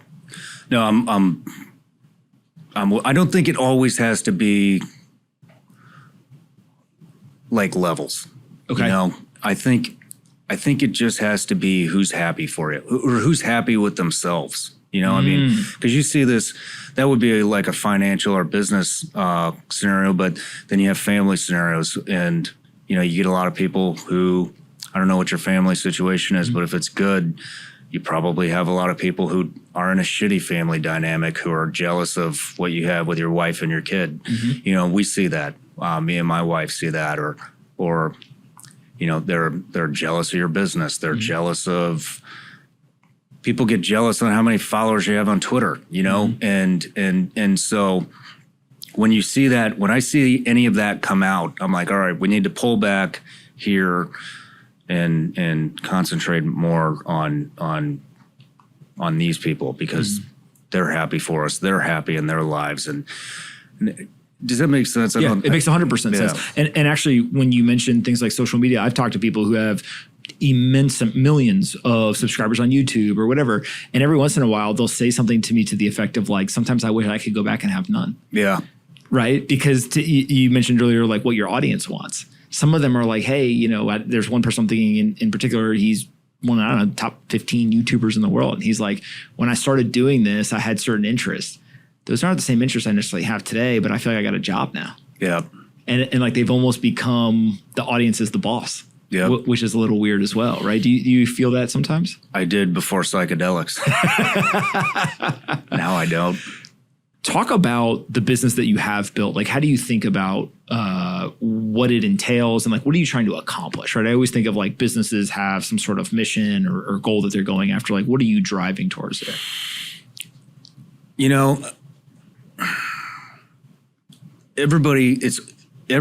It's all preparation, right? I want to make more money so that my kid can go to the best private school. I can get the car I want. I can live in the good neighborhood. I don't want to be in a neighborhood with a bunch of crime and right? It's all money and possessions and stuff like that. And I don't think a lot of people invest for what's coming after this life. And in whether that's, whether you believe in some type of religion or whatever, I just believe if you inject good into this world, then good shit is going to come your way. And that's all I fucking care about, man, is I want, we do heavy interviews where I'll bring, a Delta guy to his most vulnerable state that he's ever fucking been in, mentally.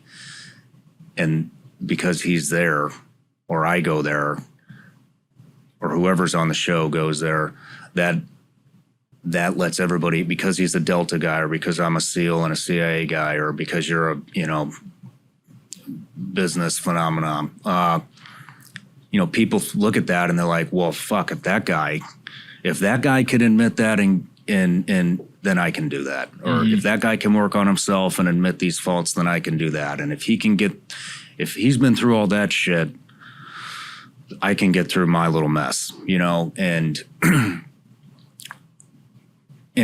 that's one aspect. The other thing I like to accomplish is with podcasts, a lot of people, all they care about is I need to get the guy with 1 million followers on my show because everybody's going to want to listen to it. I never listen to that shit. I always liked getting the guy that nobody would give the fucking time of day to because he's new, starting a business, struggling, grinding it out.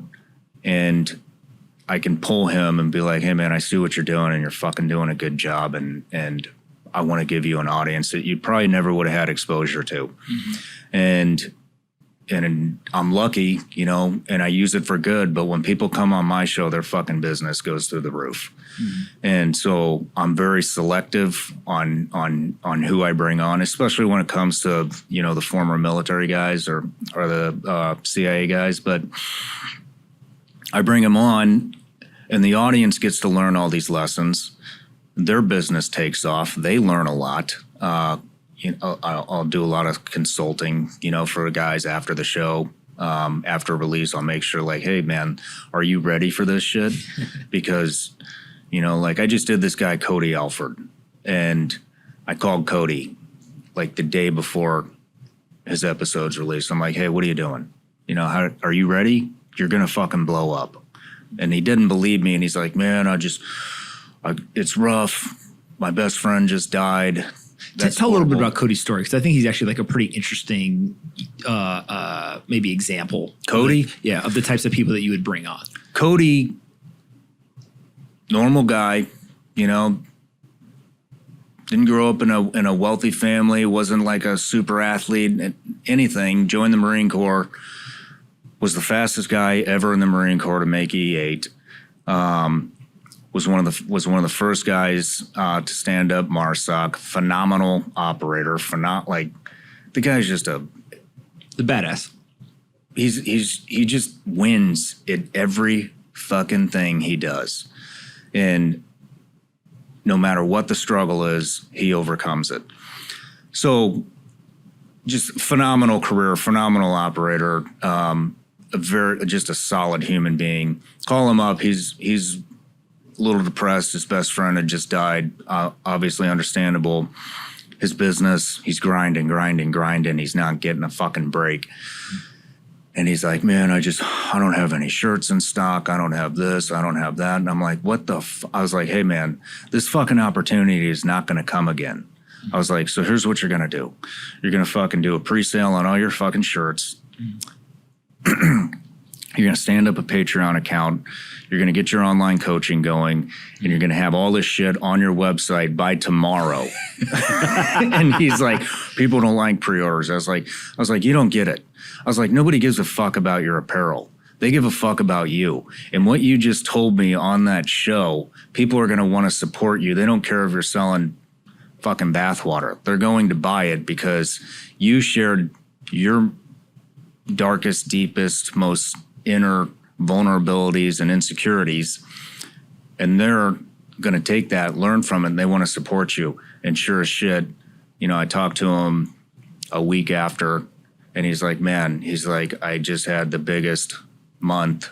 You could take every month of last year, put it together, and it wouldn't be the month that I just had after your show. And I was like, fucking A, man, keep it going, you know. But so to be able to do that, you know, is a big responsibility, and it's a gift, and it's putting good into the world, because Cody has a great message. He's a solid human. He's a good person. He's putting out things that are helping people, and really all I did was just give him a platform to tell everybody what he's doing, what he's been through, and boom. And I've done that with, you know, a lot of people. Number of them. So that's what I get out of it. Anything else, you know, is kind of icing on the cake, and I've always been a believer that if you do good and you just, the money's going to be there. You know, I think the money's it's going to be there. And for me, you know, business and money was there. You know, it took a while, but that's what I get out of it. What's up with the gummy bears? The gummy bears. I think the first, I haven't told you this yet. I think the first episode I ever saw was when you did DJ Shipley. And I didn't know who you were, didn't know anything about it. Somehow YouTube recommended it. Shout out to Susan and the YouTube team who, you know, great recommendation algorithm. And I clicked on it. I don't even remember why. I don't remember what the title was, whatever, but like I clicked on it, And you had like a piece of the interview up front, I think. I remember being like, oh shit, okay. And it was like 3 hours. And I'm like, oh fuck, I got like 5 minutes. Yeah. So I'm like, let me save this one. And I remember that night I sat down to go watch it, and my wife was coming in and out of the room. And about 20 minutes into, she goes, what the fuck are you watching? Right? Sitting here listening to these two dudes talk, whatever. But I was hooked, right? And I was just like, okay, like this is going to be a great conversation. As I went further and further, I realized like, oh, this is two guys who have very unique experiences in the world, but there's that high trust environment. They're going to talk about things in a way that just isn't going to be done elsewhere. And then, I don't know, a couple minutes into the interview or whatever, all of a sudden it's a fucking ad. And I'm like, oh, okay, cool ad. Then I realized it was ads for your gummy bears. And I was like, what a fucking guy. He's got all these badass guys coming in, having these great conversations, but he's selling gummy bears. If I ever talk to him, I'm going to ask him, what is up with the gummy bears? So where did the gummy bears come from? Why did you say, hey, we should go actually have a product with gummy bears? What is this? So it kind of started. So before I did the Shawn Ryan Show, I was teaching tactics, how to clear rooms, shooting tactics, shit like that. And every time I enter a space, I like to research what is happening in the space. So I started training, started building social media, and I was looking at what everybody else is doing. What are all my peers doing? Well, they're all acting like hard asses. They don't eat anything but protein shakes and chicken breasts. They never have any fun. They're always serious. You know, they look like an asshole. So I was like, all right, I'm going to do the exact fucking opposite. I was like, I'm a SEAL CIA guy. So people are already scared shitless of you just knowing that about you. Yes. So we have to disarm them if they actually want to learn anything.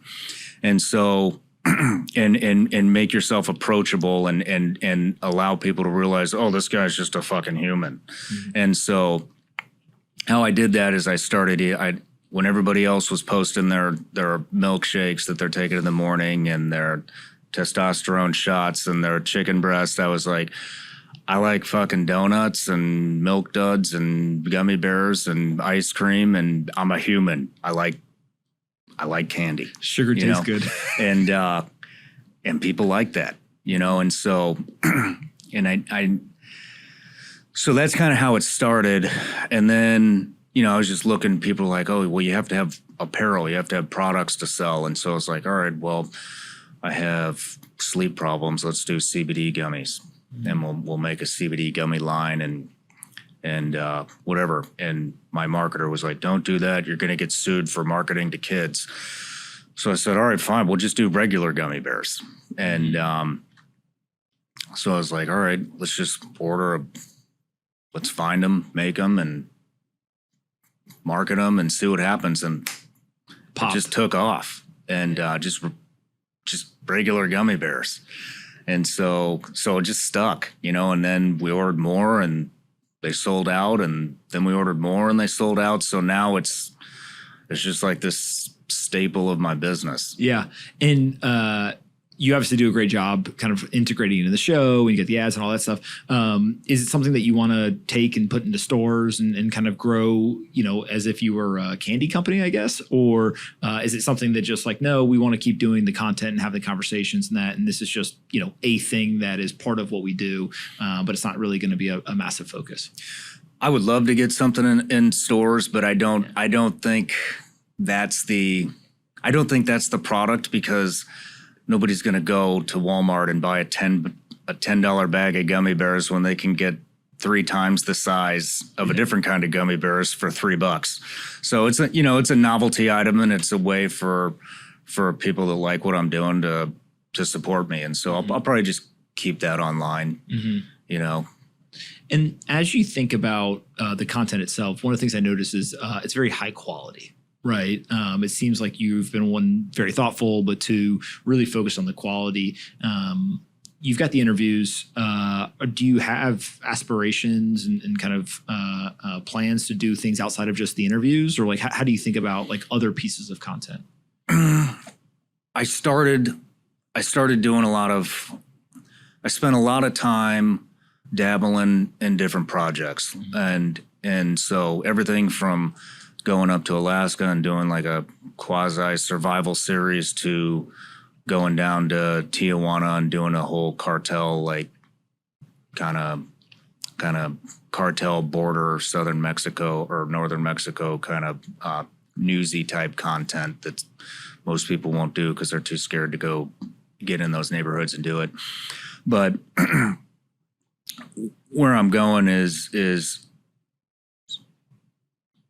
after the psychedelics, I decided it would be best to just concentrate on one thing and make that one thing really, really, really good. Mm-hmm. And so that's what I've done. And I think I will continue to build this show up. And instead of doing all these different types of content, getting more diverse guests is kind of where I'm headed. Yeah.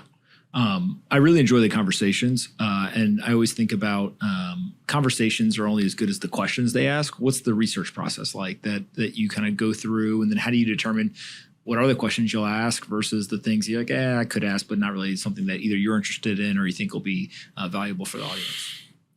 I used to do a ton of research. I think the DJ Shipley one, you had like a whole notebook full of questions, yeah. It seemed. Yeah, I did. And I used to do a ton of research, and then I kind of just got into a groove and I got better at talking with people.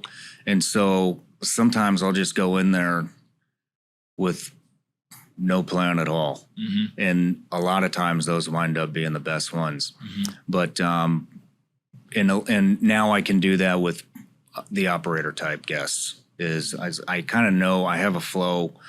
I know a little bit about them, and it's easy to research because I can ask around about them. But I really hindered my business with research early on. I put so much fucking pressure on myself to know everything about the guest that's coming on. I'd try to read every book they wrote. I'd try to, do their online training programs, and it hindered my business. So I was condensed it, and then if I can, I just shit can it. Mm-hmm. To be honest with you, and what I go off of now is I just got really good at reading the guest. I know what they're willing to do. I know what they're not willing to do, and I always push the limits with the questions. I ask the questions that people don't want to ask, and like, here's an example. I just interviewed, this hasn't come out yet, but I just interviewed this guy who in his childhood, he had a peeping Tom for 4 years in his window. His parents didn't believe it. Then his dad became abusive, and he had been through a ton of shit in the military, MARSOC guy. And he started standing up. He didn't want to get into the abuse from his father. And so normally people would just go, okay, well, he doesn't want to talk about it. Let's go on. We didn't want to talk about it. So I said, hey, it doesn't appear to me that you don't want to talk about this because of what happened to you. It appears to me that you don't want to talk about this because you want to stand up for your fucking abuser. And I was like, all you're doing on this show is telling the audience what you experienced, mm-hmm. and your interpretation of that experience. So my question is, why the fuck are you standing up for the abuser? And questions like that, it'll blow the interviewee out of the fucking water. They're mm-hmm. just like, shit. Called me out. Yeah. And it turned into a really, really good conversation. Mm-hmm.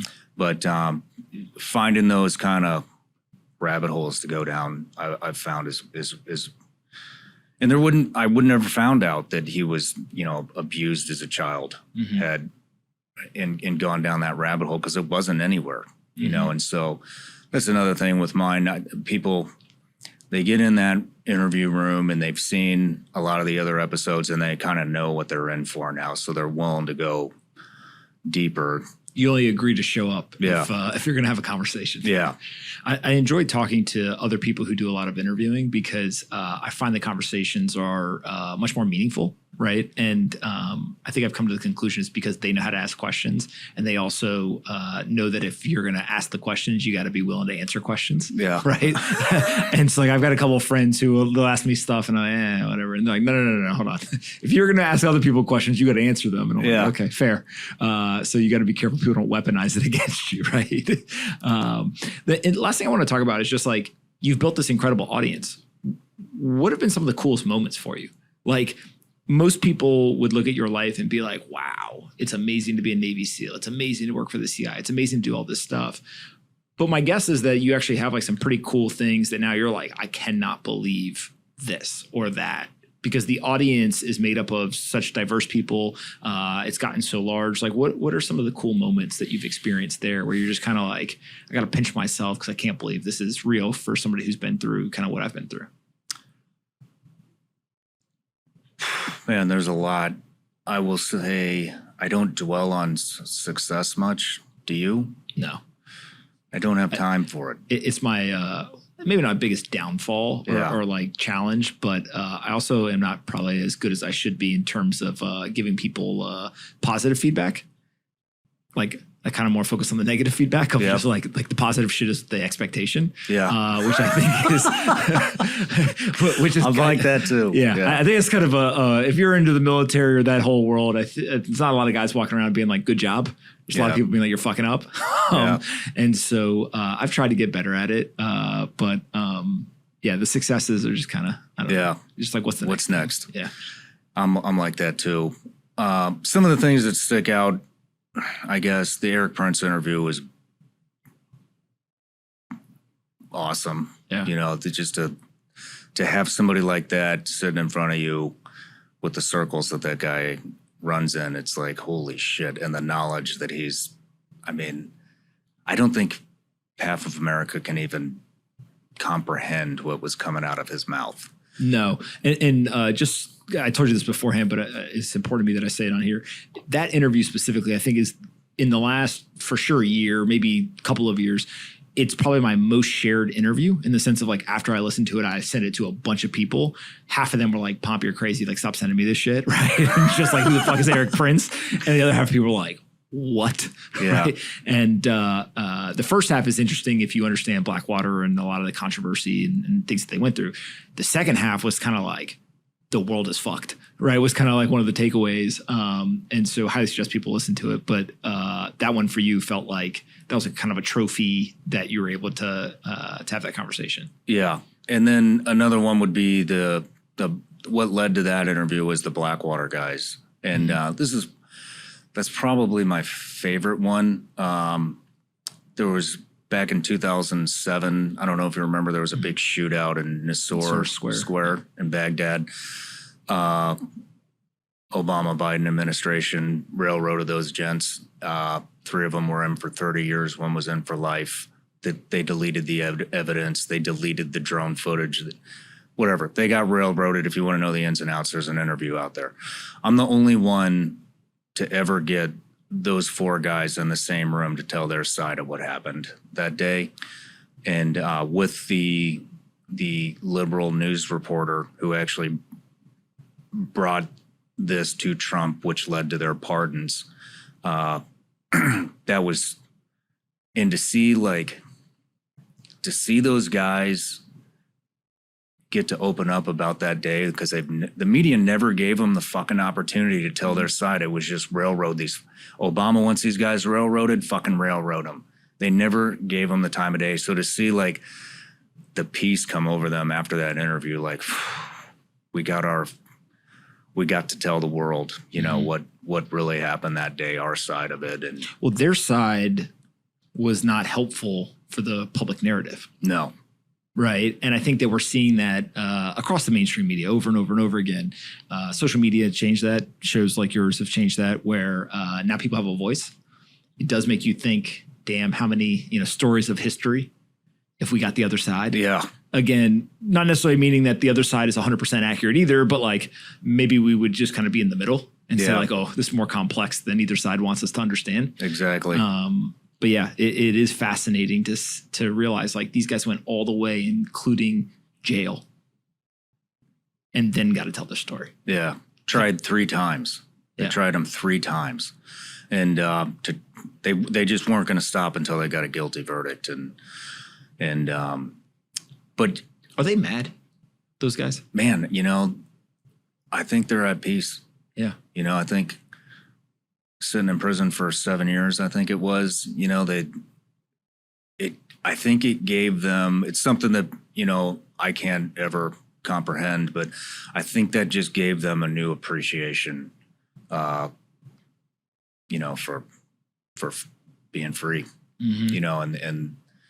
and they're just really appreciative of it. One guy, Nick Slatton, I don't think that guy will ever leave his town again. He lives in a small town in Tennessee, but Paul, he's one of them. He's out public speaking now, which is just, from what they have been through to be able to come out in the public, and that's just phenomenal, Mm-hmm. And so the biggest wins for me, it's watching the success that I can help bring other people. Mm-hmm. Is the real, that's what makes me feel the best. Mhm. There's, the business wins and stuff like that. That's always cool. But, I think we're very similar.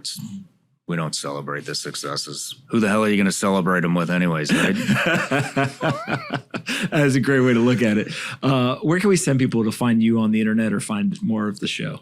Just Shawn Ryan Show, ShawnRyanShow.com. Shawn Ryan shows all the social media handles, and then my personal stuff, Shawn Ryan 762. Awesome. Well, listen, I really appreciate you coming and doing this. I've learned a lot from the show, and I really enjoyed talking today, and we'll definitely do it again in the future. Thank you. Thank you for having me. I really appreciate it.